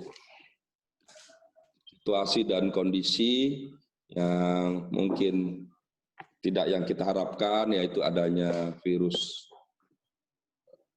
COVID-19, ya, dan ini menyebabkan banyak hal, terutama masalah kesehatan dan masalah ekonomi. Di masalah kesehatan, sebagaimana kita ketahui bahwa virus ini sangat berbahaya dan sebagainya. Namun demikian teman-teman, saya menyampaikan di banyak kesempatan, saya pribadi termasuk orang yang bersyukur hadirnya virus di Jakarta, di Indonesia, bahkan di dunia. Kenapa demikian? Saya sampaikan bahwa belakangan ini kelihatan nggak? Dengeran, Dek? Kedengeran, Pak. Kedengeran, Bang. Jadi saya bilang kenapa saya menyampaikan demikian, karena belakangan ini manusia itu ya semakin lupa diri, semakin sombong, dan semakin arogan. Ya, jadi banyak sekali manusia di dunia ini semakin lupa diri, sombong dan arogan. Ya, jadi Allah itu hadirkan virus itu tentu sepengetahuan dan atas takdirnya. Kita tahu daun jatuh saja semua atas takdir Allah, atas takdir Tuhan yang Maha Kuasa. Jadi teman-teman, kalau kita belajar dari takdir Allah ini, ya, sesungguhnya ada peringatan yang penting di sini. Ya. Kalau kita tidak dihadirkan virus ini, mungkin kita semakin rusak sebagai hamba Allah, sebagai manusia, ya, semakin lupa diri. Dan tidak jarang di dunia ini orang yang tidak memahami, tidak mengerti, dan tidak mengetahui keberadaan Tuhan yang Maha Esa. Ya, bahkan tidak sedikit orang yang merasa melebihi Tuhan di muka bumi ini. Nah, itu hikmah yang harus kita ambil apa? Kita akhirnya merasakan bahwa kita sebagai manusia adalah hamba yang kecil, yang tidak berarti, dan tidak punya apa-apa di mata Allah. Ya. Nah, disitulah satu hal yang kita sadari. Nah, dari virus ini akibatnya sekarang semua manusia dunia menyadari betapa kecil dirinya, betapa tidak ada artinya dirinya. Amerika Serikat waktu perang Vietnam katanya itu yang meninggal tentaranya kurang lebih 61.000 dalam 3 tahun. Ya. Tapi sekarang adanya virus corona tidak sampai 3 bulan sudah 100.000 yang meninggal. Ya, padahal ya virus corona tidak menggunakan kekuatan nuklir, pesawat, kapal tempur, senjata, tentara dan sebagainya. Itulah kekuasaan Allah yang luar biasa menyadarkan kita. Apa yang kita ambil hikmah di sini, selain kita semakin sadar bahwa kita tidak ada artinya, dan ada hal yang penting, saudara-saudara, marilah sekarang kita hanya berharap, memohon kepada Allah Subhanahu wa Ta'ala atau kepada Tuhan yang Maha Kuasa. Itulah esensi tauhid sesungguhnya. Kita apapun yang kita lakukan, termasuk kita semua di sini, teman-teman yang berada dalam usaha di OKOC, di UMKM, di usaha kecil dan sebagainya, kita tahu bahwa teman-teman menghadapi banyak masalah yang memulai usaha kecil. Apa itu masalahnya? Masalah yang pertama yang saya tangkap adalah masalah persaingan. Ya, itu datanya itu menurut data yang saya terima ada 37,14 gitu ya. Persentasi adanya kendala usaha itu di persaingan 37,14. Kemudian permodalan 27,44. Pemasaran 15,6, bahan baku dan lain sebagainya 7,9 dan lain sebagainya. Itulah masalah-masalah yang dihadapi kita dalam rangka membuka atau melanjutkan usaha-usaha kecil atau UMKM atau OKOZ yang teman-teman lakukan selama ini.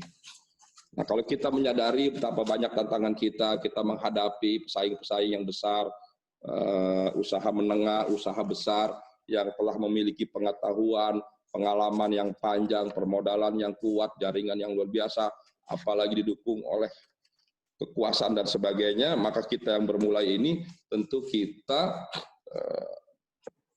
harus berusaha lebih keras lagi, lebih rajin lagi, lebih ulet dan sebagainya.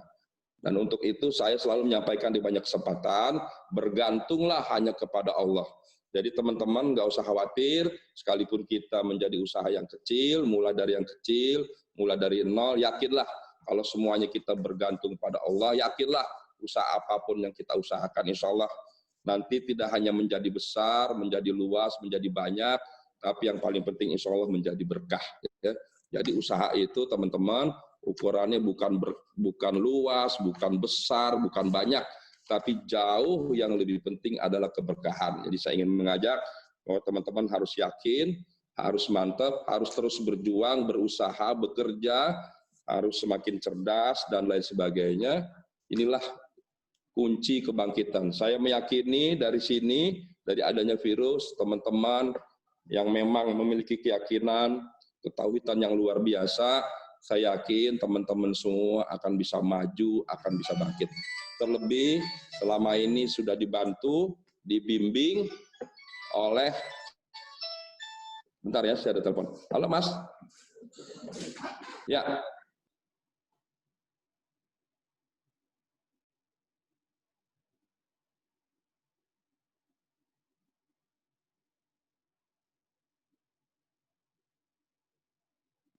Mungkin bahwa kalau kita berusaha berjuang, ya insya Allah pasti sampai ya, pasti sampai ya. Saya juga begitu dalam hidup saya, yang penting kita yakin ya. Kalau kita baik, insya Allah. Mulailah dari sesuatu niat baik. Nah, saya sering menyampaikan teman-teman selalu harus mulai dari niat baik ya. Kalau niatnya baik, kemudian nanti kita buat perencanaan yang baik, kita kerjakan dengan baik, diikuti dengan evaluasi terus-menerus dengan baik, kemudian jangan lupa sedekah amalnya yang baik, berdoa yang baik, ya. Kemudian juga jangan lupa tawakal yang baik. Insya Allah kita akan mencapai hasil yang baik. Nah, kalau kembali ke yang pertama tadi, segala sesuatunya kita mulai dengan niat yang baik, ya teman-teman harus terus, jangan berubah. Gangguannya itu biasanya di niat yang baik itu. Kalau kita konsisten, tidak tergoda, tidak terpengaruh dengan niat yang baik, insya Allah kita akan mencapai perencanaan yang baik, kerja yang baik, dan pada akhirnya mencapai hasil yang baik. Jadi saya pribadi menyadari bahwa kita hamba yang tidak berdaya, tidak memiliki apa-apa, tapi kalau kita bergantung pada Maha yang besar, Maha Kuasa, Maha berkehendak, pasti ya. Pastilah kita akan mencapai sesuatu cita-cita yang kita harapkan. Itu kira-kira yang pertama yang ingin saya sampaikan, adik-adik. Yang kedua, kok jadi adik-adik nih? Saya ini biasa diskusi sama mahasiswa, manggilnya adik-adik nih. Ya, Jadi, Pak Wagub, ini binaan UMKM Jakarta Selatan, Pak Wagub, dengan Ibu Kasudin UMKM Bu Sita. Oh iya, ada Bu Sita ya. Oh iya. Jadi itu yang poin pertama ya. Yang kedua, ini saya berapa menit nih? Bentar lagi ya. Mohon maaf nih ada rapat sama mau kompres nih. Mau mengumumkan soal PSBB. Nah, yang kedua ini soal PSBB ya. Jadi sebagai pengusaha itu begini ya dia. Dalam setiap kesulitan ya selalu ada kemudahan. Nah, itu harus diyakini itu. Jadi bagi orang-orang yang meyakini kalau ingin sukses itu dimanapun kita ditempatkan, dimanapun kita berada ya, kita harus yakin gitu ya. Saya juga begitu ya, ketika saya ini jadi Wagub nerusin tugas cita-cita dan apa yang dikampanyekan oleh Pak Sandiaga Uno, sekalipun tinggal 2,5 tahun, ada yang bilang wah Pak Ariza cuma tinggal 2,5 tahun, terus tambah lagi begitu jadi tahu-tahu ada virus corona, katanya kasihan katanya. Ada yang menyampaikan begitu teman-teman ke saya. Saya bilang itu salah, justru saya bersyukur ya. Saya bersyukur dimanapun ditempatkan, itulah amanah yang harus kita laksanakan secara baik. Sekalipun waktunya sedikit, sekalipun ya dalam keadaan virus corona, justru dengan keadaan sulit ini kita ditantang, ditempa ya untuk bisa bangkit. Nah, jadi memang kalau kita jadi pemimpin, kita justru senang ditempatkan di tempat yang sulit ya. Di tempat yang sulit itu kita ditempa, diminta, dituntut untuk terus berpikir, bekerja dengan sekuat tenaga, dengan energi yang kita miliki. Jadi tantangannya kalau semakin sulit, semakin besar, justru itu peluang kita untuk bisa maju dan bangkit. Begitu juga teman-teman dari UMKM, OKOC semuanya, dalam situasi kondisi seperti ini tantangan baru. Teman-teman nanti belajar ya, sama semua nih, sama para ahli-ahli di OKOC, bagaimana bangkit dari keterpurukan, menghadapi satu situasi yang baru, adanya virus corona, dan mulai besok kita akan memasuki masa yang baru, ya, masa PSBB dengan masa transisi. Ini akan ada perubahan, mudah-mudahan teman-teman bisa tetap bangkit, bisa maju. Saya pribadi meyakini bahwa teman-teman semua ya, di bidang masing-masing bisa berusaha dan bisa mencari, melihat peluang-peluang apa yang ada. Foundernya, gurunya yang luar biasa, ada Mas Sandiaga Uno ya, jadi contoh yang luar biasa, tokoh yang luar biasa, tokoh kebanggaan kita ya, yang belajar dengan kecerdasannya, dengan keuletannya, dengan ibadahnya yang luar biasa, itu menjadi contoh yang luar biasa bagi teman-teman semua ya. Kita belajar dengan Mas Sandi ya, banyak hal ya, tidak soal ekonomi, tapi soal lainnya yang memang menjadi tokoh kita, menjadi tokoh teladan ya. Jadi teman-teman, saya sering menyampaikan kalau kita ingin maju ya, caranya sederhana sebetulnya. Kita harus punya hero ya, punya tokoh yang kita teladani. Siapa? Ya, karena saya seorang Muslim, tokoh yang kita teladani adalah Rasulullah Shallallahu Alaihi Wasallam, ya, Nabi Muhammad Shallallahu Alaihi Wasallam. Namun, ya teman-teman yang Muslim atau yang non Muslim, ya nggak usah jauh-jauh, ya. Kita cari tokoh yang dekat, tokoh yang bisa kita lihat, bisa kita dengar, bisa kita ajak bicara, bisa ajak diskusi. Siapa itu? Nah, ada Mas Sandi Uno gitu. Jadi teman-teman, kita termasuk yang bersyukur bisa berinteraksi, bisa berdiskusi, bisa ketemu, bisa berdialog, bisa melihat seluruh proses apa yang dilakukan oleh Mas Sandi selama ini. Itu sesuatu yang luar biasa yang harus kita syukuri supaya teman-teman kita semua juga bisa bangkit dan bisa maju seperti Mas Sandi. Kalau dengar ceritanya, Mas Sandi juga enggak ujuk-ujuk jadi orang sukses. Semua melalui proses, semua mengalami jatuh bangun, pernah juga susah, itulah tantangan ya. Justru orang-orang yang berhasil itu orang-orang yang melalui satu proses, termasuk pernah gagal ya. Yang penting begitu jatuh bangun lagi, jatuh bangun lagi. Itu yang paling penting, terus bangkit. Jadi saya kira itu aja ya teman-teman. Saya nih kalau dikasih waktu ngomong ntar nggak habis-habis nih. Yang lain nanti nggak kebagian ngomong. Ya. Nah, jadi Mas Iim ya. Ya, Pak Wagub, terima kasih. Mas Nazwa dan seluruhnya ya, salam buat Mas Sandi dan semuanya. Pokoknya yakin teman-teman harus maju, harus bangkit ya. Kalau kita lihat di beberapa negara ya, ini yang namanya UMKM ya, OKOZ menjadi penting, menjadi tulang punggung ya. Jadi teman-teman nggak boleh kalah ya, harus bisa maju bangkit. Saya yakin teman-teman bisa maju dan bangkit menjadi tulang punggung perekonomian Indonesia ke depan. Terima kasih, mohon maaf. Wassalamualaikum warahmatullahi wabarakatuh. Waalaikumsalam warahmatullahi wabarakatuh. Terima kasih Pak Wagub. Ya, Pak Sandi juga kebetulan sudah ada di ruang ini, udah standby juga Pak Wagub. Terima kasih Pak Wagub. Terima kasih Pak Wakil Gubernur DKI Jakarta dan selamat datang Bapak Sandiaga Salahuddin Uno di tengah-tengah para pelaku usaha di DKI Jakarta. Bapak Sandiaga Salahuddin Uno yang kita akrab memanggil beliau dengan Bang Sandi, di sini juga telah hadir Ibu Kasudin PPK UKM Jakarta Selatan, Ibu Sinta Damayanti, serta para jakpreneur, pendamping kecamatan, juga Ketum OKOC, dan masih ada juga Bapak Wakil Gubernur DKI Jakarta, Bapak Ahmad Riza Patria. Bang Sandi, tidak sabar kita untuk menunggu Abang untuk membuka layar dan menyapa kita semua. Waktu dan tempat dipersilahkan.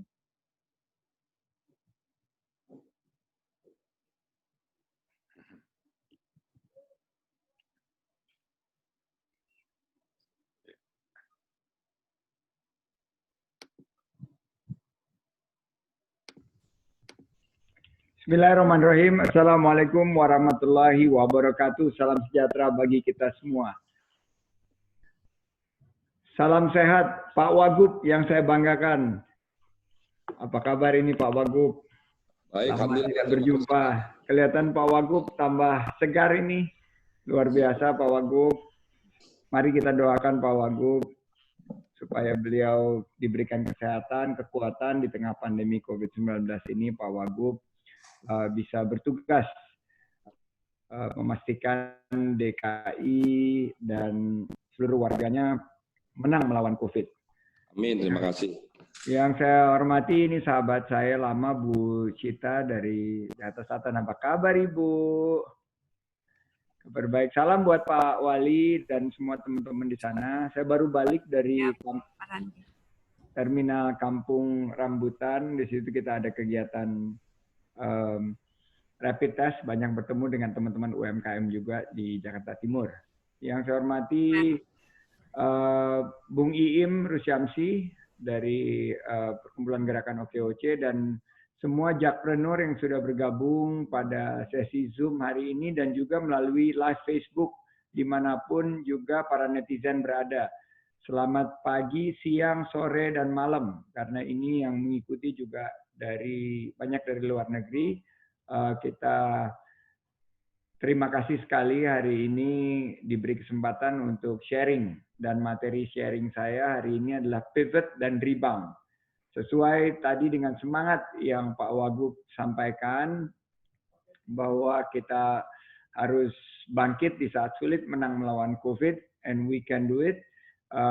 Saya ingin membawa satu pesan pivot dan rebound. Silakan teman-teman host untuk mengangkat materi yang sudah disediakan. Terima kasih Galih. Pivot dan rebound ini adalah dua kata kunci untuk kita bisa melakukan adaptasi terhadap situasi dan realita terkini yang tentunya berdasarkan data-data sains, data-data saintifik. Kita sekarang melihat bagaimana membantu pemerintah memutus mata rantai penularan COVID-19, tapi juga mampu insya Allah untuk bangkit kembali. Pivot dan rebound ini dua terminologi yang banyak dipakai dalam aktivitas berolahraga atau berkegiatan. di mana satu jalan tertutup, banyak jalan terbuka. Kanan tertutup, kiri, tengah, belakang terbuka, malah kita bisa ke atas juga. Itu yang disebut sebagai pivot. Rebound itu adalah pantulan yang kita harapkan lebih meningkat dibanding dengan sebelum COVID-19. Saya ingin menyoroti di slide berikutnya, Mas Galih, bahwa sebelum wabah, kita memang ekonominya agak melambat ya. Agak melambat, malah cenderung kita konservatif memprediksi di bawah 5%. Karena ada pelemahan nilai tukar rupiah, harga komoditas juga lemah, meningkatnya biaya korporasi, utang luar negeri, dan harga minyak yang pada saat ini cenderung turun. Namun ternyata COVID-19 ini membuat situasi luar biasa, berubah secara drastis dan signifikan dan fundamental. Di slide berikutnya saya ingin memperlihatkan beberapa tahapan kita dalam wabah pandemi COVID-19 ini.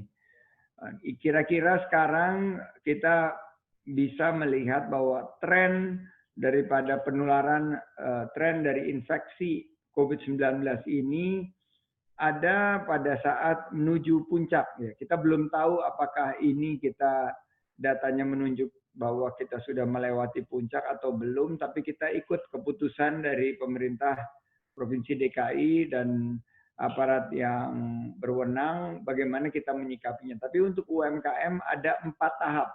Tahap pertama itu sekitar Maret-April, di mana kita harus fokus cash is king. Cash is king. Ini adalah tahap pertama, pandemi baru saja mulai di awal Maret. Kita sebagai UMKM harus kelola dana tunai kita seketat mungkin.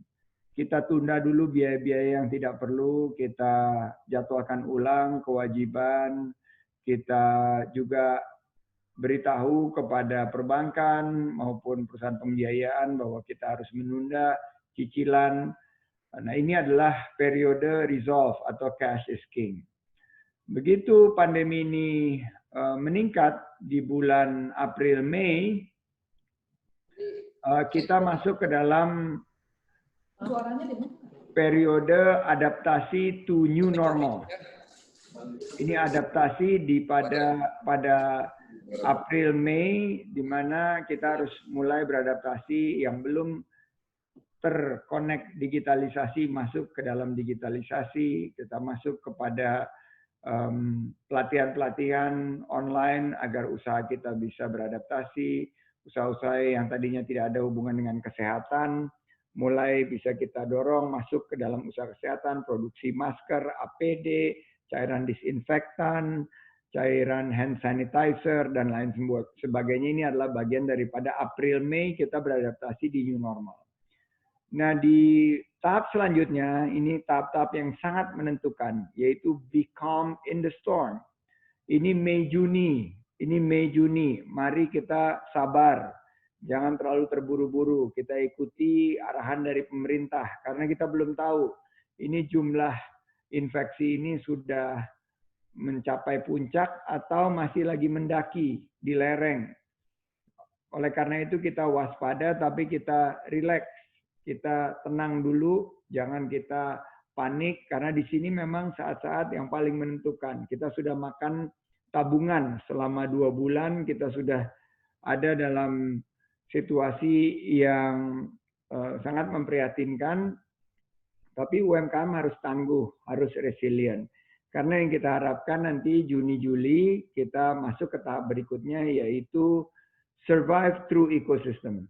Survive through ecosystem yang kita harapkan kita bisa lakukan secara bersama-sama. Banyak yang menyebut ini sebagai adaptasi terhadap new normal. Nah, ini adalah tahapan-tahapan yang kita yakini bahwa harus kita lalui. Yakinlah badai pasti berlalu, yakinlah Allah tidak akan mencoba kaumnya di luar batas kemampuannya, dan yakinlah juga bahwa di balik setiap kesulitan ada kemudahan-kemudahan yang dijanjikan kepada kita. Di slide berikutnya, Mas Gali, saya mengingatkan para jakpreneur dan juga teman-teman pengusaha UMKM bahwa kita harus beradaptasi dengan new normal. Ini adalah bagian daripada vitapreneur. Kalau badan mau sehat, kita minum vitamin. Tapi usaha sehat, kita siapkan vitapreneur. Yang nomor 2, vitapreneur adalah beradaptasi terhadap new normal. Caranya adaptasi adalah fokus pada kesehatan, keselamatan diri, keluarga, dan karyawan. Kedua, cepat temukan peluang baru, problem yang butuh solusi masif, yaitu kesehatan, keselamatan, kebutuhan, dan keamanan. Seandainya kita tidak punya produk-produk tersebut dan jasa, bisa jadi reseller. Misalnya yang butuh WiFi, bagaimana teman-teman UMKM terkoneksi dengan e-commerce, bagaimana teman-teman yang tadinya di konveksi mulai bisa produksi APD. Saya ketemu dengan luar biasa pengusaha-pengusaha yang cepat beradaptasi dan sekarang mensuplai APD, mensuplai cairan disinfektan, cairan sanitizer, maupun juga obat-obatan, jamu yang meningkat, makanan cepat saji, frozen food, dan banyak sekali yang menjadi satu adaptasi yang alhamdulillah bisa menghasilkan tambahan pemasukan pada saat pandemi COVID-19 ini. Dan ini juga saatnya kita meningkatkan semangat kita mengakselerasi digitalisasi, proses digitalisasi kita masuk bukan hanya jualannya online, tapi juga marketing online, payment, fulfillment, dan lain sebagainya. Peluang baru ada di sekitar kita. Di slide berikutnya, next slide, kita bisa kelompokkan beberapa jenis usaha yang menjadi potential winner. Tentunya kesehatan, baik fasilitas kesehatan, alat-alat kesehatan. Teleconferencing, ini IT. Sekarang semuanya bergerak menuju virtual. Sekarang pelatihan yang biasanya kita lakukan secara fisikal dilakukan secara virtual. Pak Wagub baru saja tadi memberikan satu materi sambutan, langsung ikut konferensi pers jam 12, nggak usah pakai basa-basi. Kita jauh lebih efisien dalam mengalokasikan waktu. Caranya adalah MOOC, Massive Online Open Course. Ini juga kita lihat bagaimana digitalisasi daripada produk dan usaha kita. Food, walaupun ada pandemi COVID-19, orang masih tetap perlu makan, minum.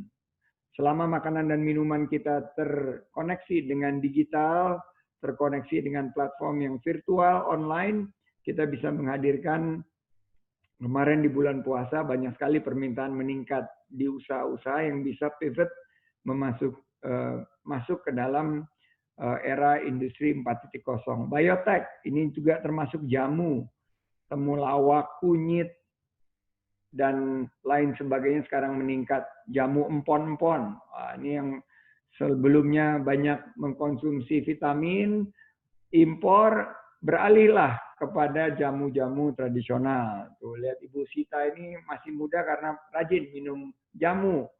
Saya minta teman-teman UMKM juga mendorong konsumsi jamu untuk meningkatkan imunitas kita.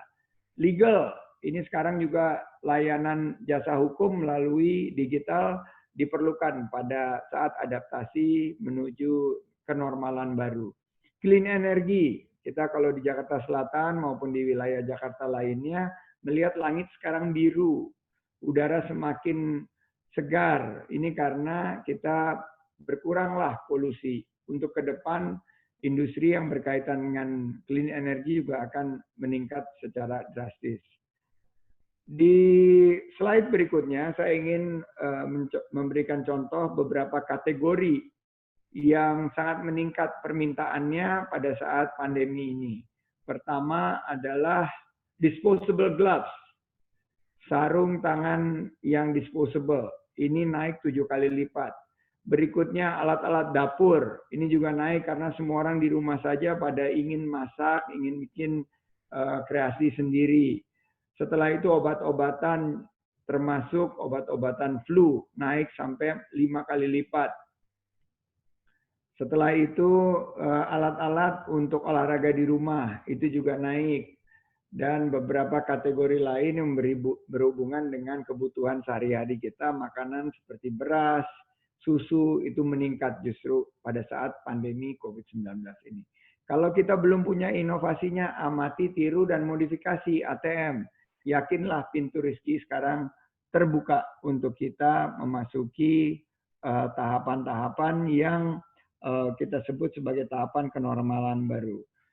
Di slide selanjutnya saya segera saja cepat karena kita ingin ada waktu diskusi dan sudah masuk juga waktu sholat zuhur, bahwa ini saatnya kita optimalkan digitalisasi kita.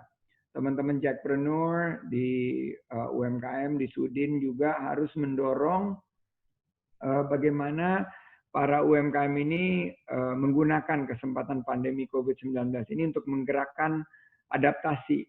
Jadi mereka butuh peralatan-peralatannya, perangkat-perangkatnya, mereka juga butuh soft skill-nya.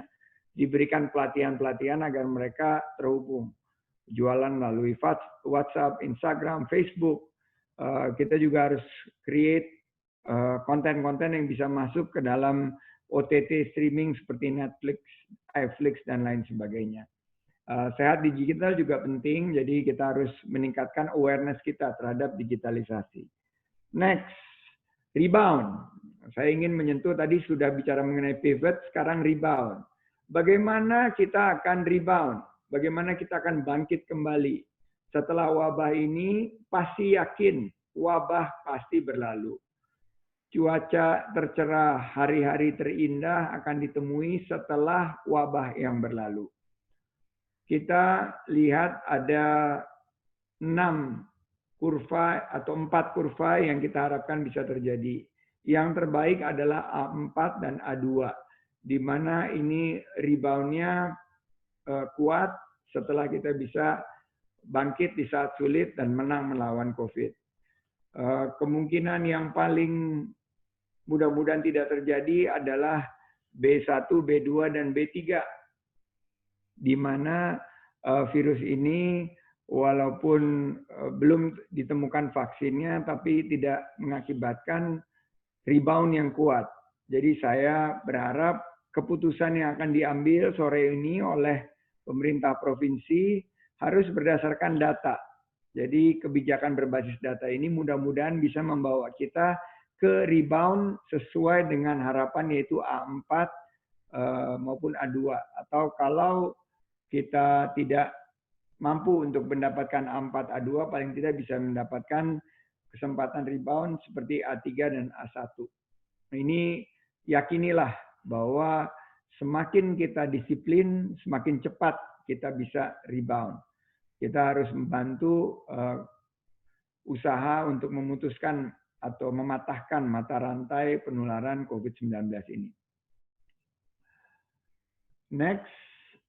Ini banyak sekali pertanyaan-pertanyaan dari Vika dan Rika. Nanti kita sambung semua dengan pertanyaan-pertanyaan dan jawaban-jawaban. Karena banyak sekali teman-teman UMKM yang punya pertanyaan pandemi COVID-19 ini, bagaimana kita menyikapinya. Dan saya meyakini bahwa sikap utama adalah jaga kesehatan, jaga keselamatan diri. Dan kita harus identifikasi resiko kesehatan masyarakat itu sebagai landasan utama kita untuk mengambil keputusan, baru diikuti dengan dampak dari ekonomi. Yakinilah bahwa kita bersama-sama di dalam pandemi ini. We are all in this together. Jadi kita mesti help each other. Karena kita ini adalah Indonesia Incorporated. Slide berikutnya adalah bagaimana kita bisa memandu relaksasi dari PSBB. Seandainya kita sudah siap, data risiko kesehatan masyarakat sudah siap, kita lakukan 3 langkah ini. Pemerintah provinsi, tim medis, maupun para ahli ekonomi, tentukan dulu tingkat risiko kesehatan masyarakat. Dan tentukan juga dampak dan manfaat perekonomiannya. Yang paling pertama ini adalah go zone. Go zone ini adalah di mana resiko kesehatan masyarakatnya rendah, tapi manfaat ekonominya tinggi. Siapa yang ada di sini? UMKM. Karena UMKM itu 60% ekonomi kita. 97% penciptaan lapangan kerja kita. UMKM juga lah yang mendorong sektor konsumsi. Karena konsumsi ini penyumbang terbesar daripada ekonomi Indonesia juga. Jadi Go Zone ini cepat dipetakan Bu Sita bersama dengan teman-teman di UMKM Jakarta Selatan dan seluruh wilayah lainnya, mana saja yang resiko kesehatan masyarakatnya rendah, mana saja yang dampak ekonominya tinggi, ini yang harus kita dahulukan pada tahap pertama, kita disebut dengan Go Zone. Setelah itu adalah yang Pivot Zone, karena tetap resiko kesehatan masyarakat yang harus kita utamakan yang paling rendah. Mungkin Pivot Zone ini adalah industri-industri rumahan, industri-industri yang berkaitan dengan bagaimana kita bisa melakukan penerapan protokol COVID-19 ini secara disiplin. Ini masuk pada Pivot Zone. Selebihnya adalah Check Zone. Check Zone ini resiko kesehatan masyarakatnya lebih tinggi, tapi dampak ekonominya juga besar. Ini seperti pariwisata, seperti mall maupun perdagangan yang banyak kemungkinan bisa mengundang kerumunan massa. Ini yang harus kita hati-hati karena kita bisa buka jika ada penerapan prosedur kesehatan yang ketat. Baru terakhir adalah wait zone. Ini zona yang kita harus menunggu sampai wabah berakhir. Seperti misalnya air travel, penerbangan, dan bentuk-bentuk kegiatan lain yang kemungkinan tingkat penularannya beresiko tinggi. Akhirnya itu yang ingin saya sampaikan, tetap semangat, bangkit di saat sulit, menang melawan COVID, we can do it.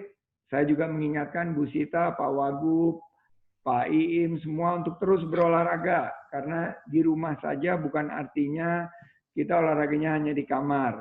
Tapi kita terus di luar rumah, nggak bisa, kita di dalam rumah dapatkan sinar matahari. Kita berolahraga, karena dengan berolahraga kita akan meningkatkan imunitas kita.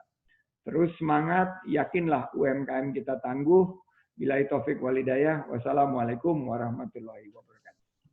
Waalaikumsalam. Waalaikumsalam warahmatullahi wabarakatuh. Terima kasih Bang Sandi, Bapak Sandiaga Salahuddin Uno. Ini sudah banyak pertanyaan di kolom chat. Apakah bisa terbaca, Pak? Bisa, Kita mulai sekali. Bisa sekali. Bisa sekali. Mau dibaca yang mana nih? Banyak sekali. Mulai dari Pak Lulu, Pak, saya ingin bertanya bagaimana mengetahui usaha apa yang sedang naik turun, seperti yang disampaikan sebelumnya bahwa bisnis frozen food sedang naik. Ini ada data dari statistik tertentukah atau kita menganalisa sendiri keadaan sekitar? Terima kasih. Kita bisa menganalisa dari lingkungan sekitar kita. Tapi data menentukan bahwa frozen food permintaannya naik. Tadi sudah saya perlihatkan di slide ke-5 bahwa frozen food juga diminati karena masyarakat sekarang tidak keluar rumah dan mereka mendapatkan pasokan pangannya melalui delivery, dan frozen food ini merupakan salah satu alternatif yang termudah untuk dikonsumsi oleh masyarakat kita. Karena walaupun mereka di rumah dan mereka menjaga jarak, tetap aja mereka harus makan, tetap aja mereka harus minum, mereka harus berkonsumsi.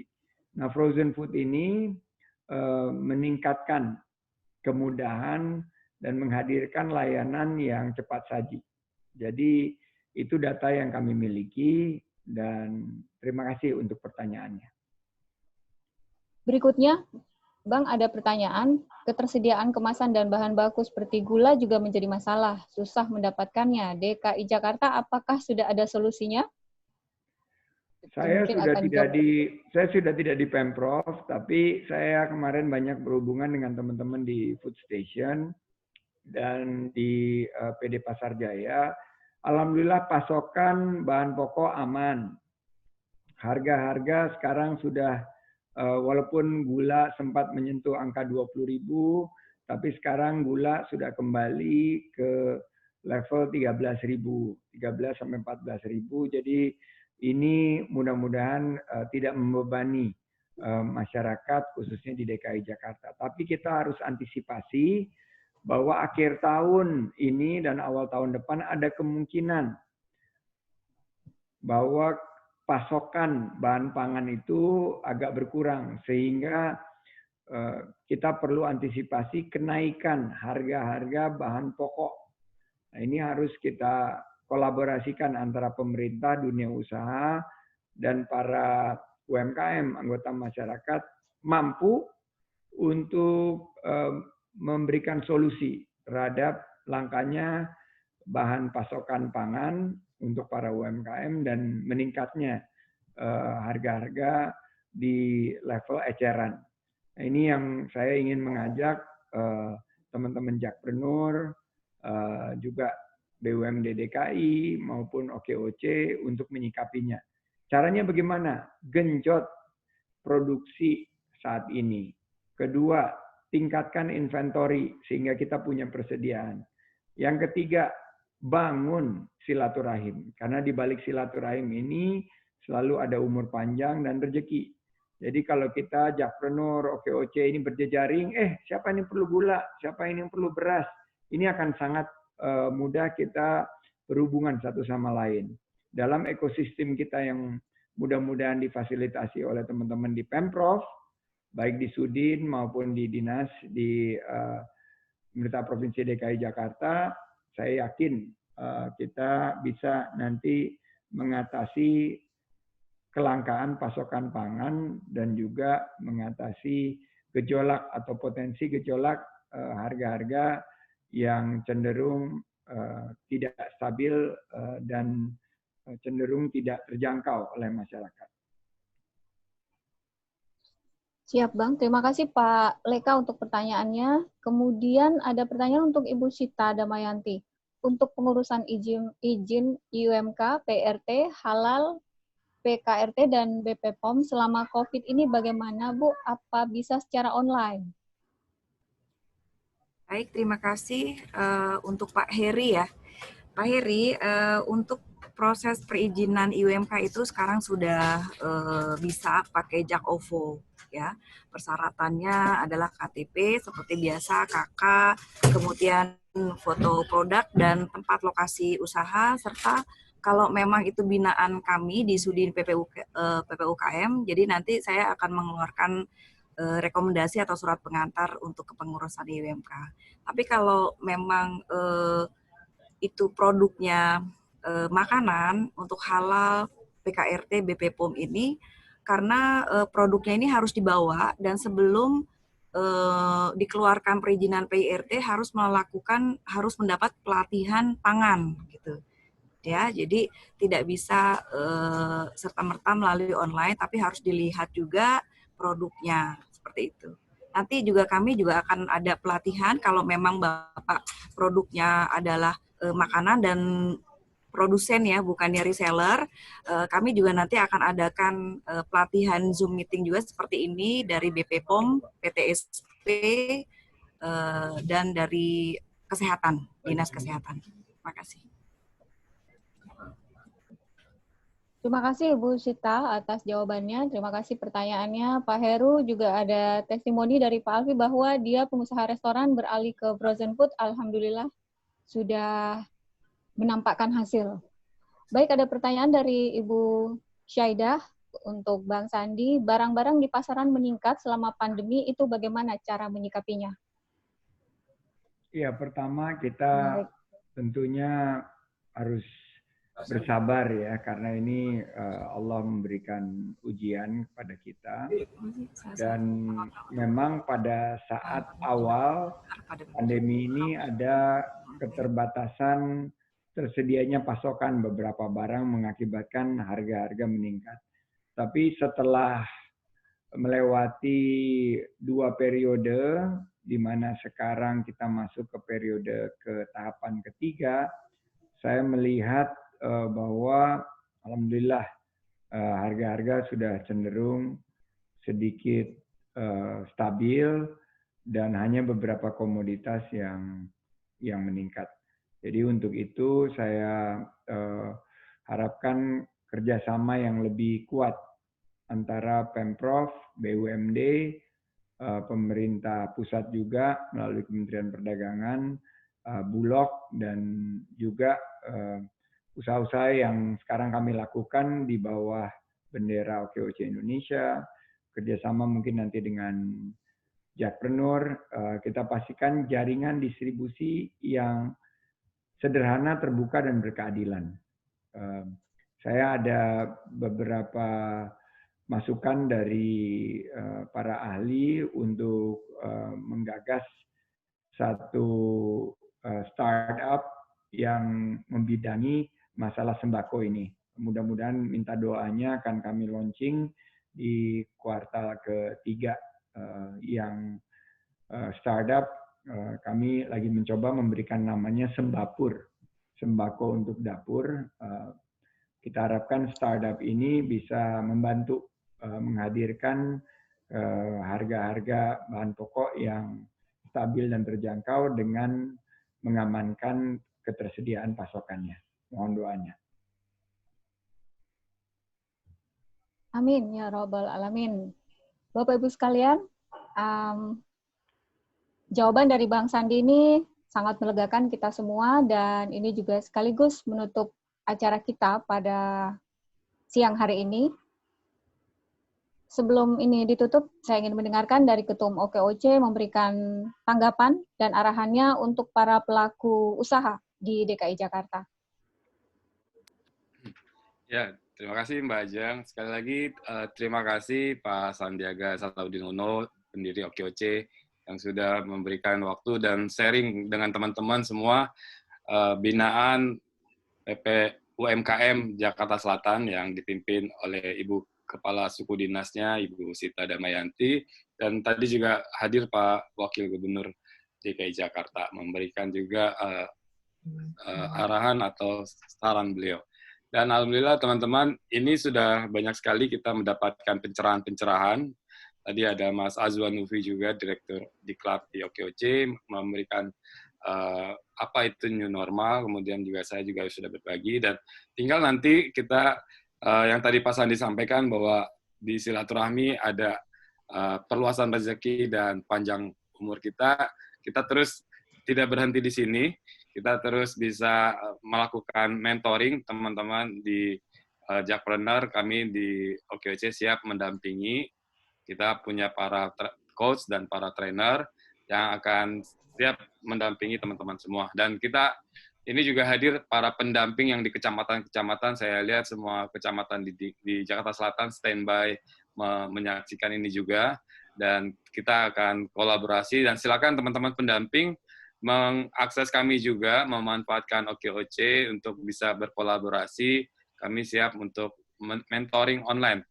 Jadi nanti tidak berhenti di pelatihan ini, kita lanjut ke langkah ketiga, yaitu P3, yaitu pendampingan. Tadi Bu Sita juga menyampaikan, nanti teman-teman yang bergabung di sini kan baru dengan Jakpreneur OKOC ini, sehingga P4-nya perizinan tanggal 1 Juli sudah bisa diterbitkan nanti izin usaha mikro dan kecil dari kecamatannya masing-masing. Jadi itu pastikan Bapak Ibu semua untuk selalu berhubungan dengan para pendampingnya di kecamatan agar mendapatkan perizinannya nanti tanggal 1 Juli.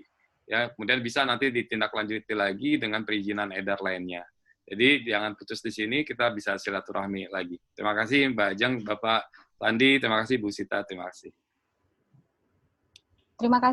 Terima kasih atas kehadiran semuanya. Tidak dapat disebutkan satu persatu. Banyak sekali pertanyaan yang masuk. Semakin mau ditutup, semakin banyak pertanyaan. Mohon maaf atas segala kekurangan, Bapak Ibu sekalian. Kita mengharapkan silaturahmi ini berjalan terus. Silahkan menghubungi pendamping kecamatan kita di OKOC, juga Kasudin dan perangkat Pemda DKI Jakarta untuk mendapatkan jawaban dari pertanyaan tersebut. Kita akan bertemu dalam forum-forum berikutnya. Kami dari OKOC, Jakpreneur, serta mewakili Kasudin Jakarta Selatan, Bapak Founder OKOC juga Bapak Sandiaga Salahuddin Uno. Kami mengucapkan terima kasih atas kehadirannya. Billahi taufiq wal hidayah. Assalamualaikum warahmatullahi wabarakatuh. Waalaikumsalam warahmatullahi wabarakatuh. Bu Sita, terima kasih. Maju terus Bu Sita, semangat. Dan semua juga. Semangat. Bu Indri, selamat lagi. Ini Bu Indri Purnamasari lagi ngelayat dia, lagi di kuburan ya Bu ya. Lagi baca doa, mudah-mudahan diterangi alam barzahnya, di husnul khotimah, dan juga Bu Indri yang siapapun yang dilayatnya di situ dilapangkan kuburnya. Sukses semuanya. Saya pamit diri. Wassalamualaikum warahmatullahi wabarakatuh. Boleh foto bareng Pak Wagub. Oh, foto bareng. Oke, Pak Trisna dari Waalaikumsalam Pancoran. warahmatullahi wabarakatuh. Pak Trisna dekat saya nih dari Pancoran. Saya kebetulan di Supomo nih hari ini. Oke, Oce. Terima kasih. Oke, Oce. Sukses Jakpreneur dan TKP. Ya. Oke. Oke, ya. Terima kasih. Thank you. Terima kasih, ya. Kang, jadwalin kapan lagi? Ya, jadwalin lagi Pak Andri, silakan. Kita siap. Oh, nanti hostnya Bu Andri lagi nih hostnya. Next time. Ya, boleh. Boleh. Siap tuh, Bu. Filenya di-share ya. Filenya boleh nanti minta ke Pak Andri, boleh nanti disebar ke ini. UKM. Teman-teman pendamping sebarin ke binaannya. Oke, siap. Makasih Bu Bora. Makasih.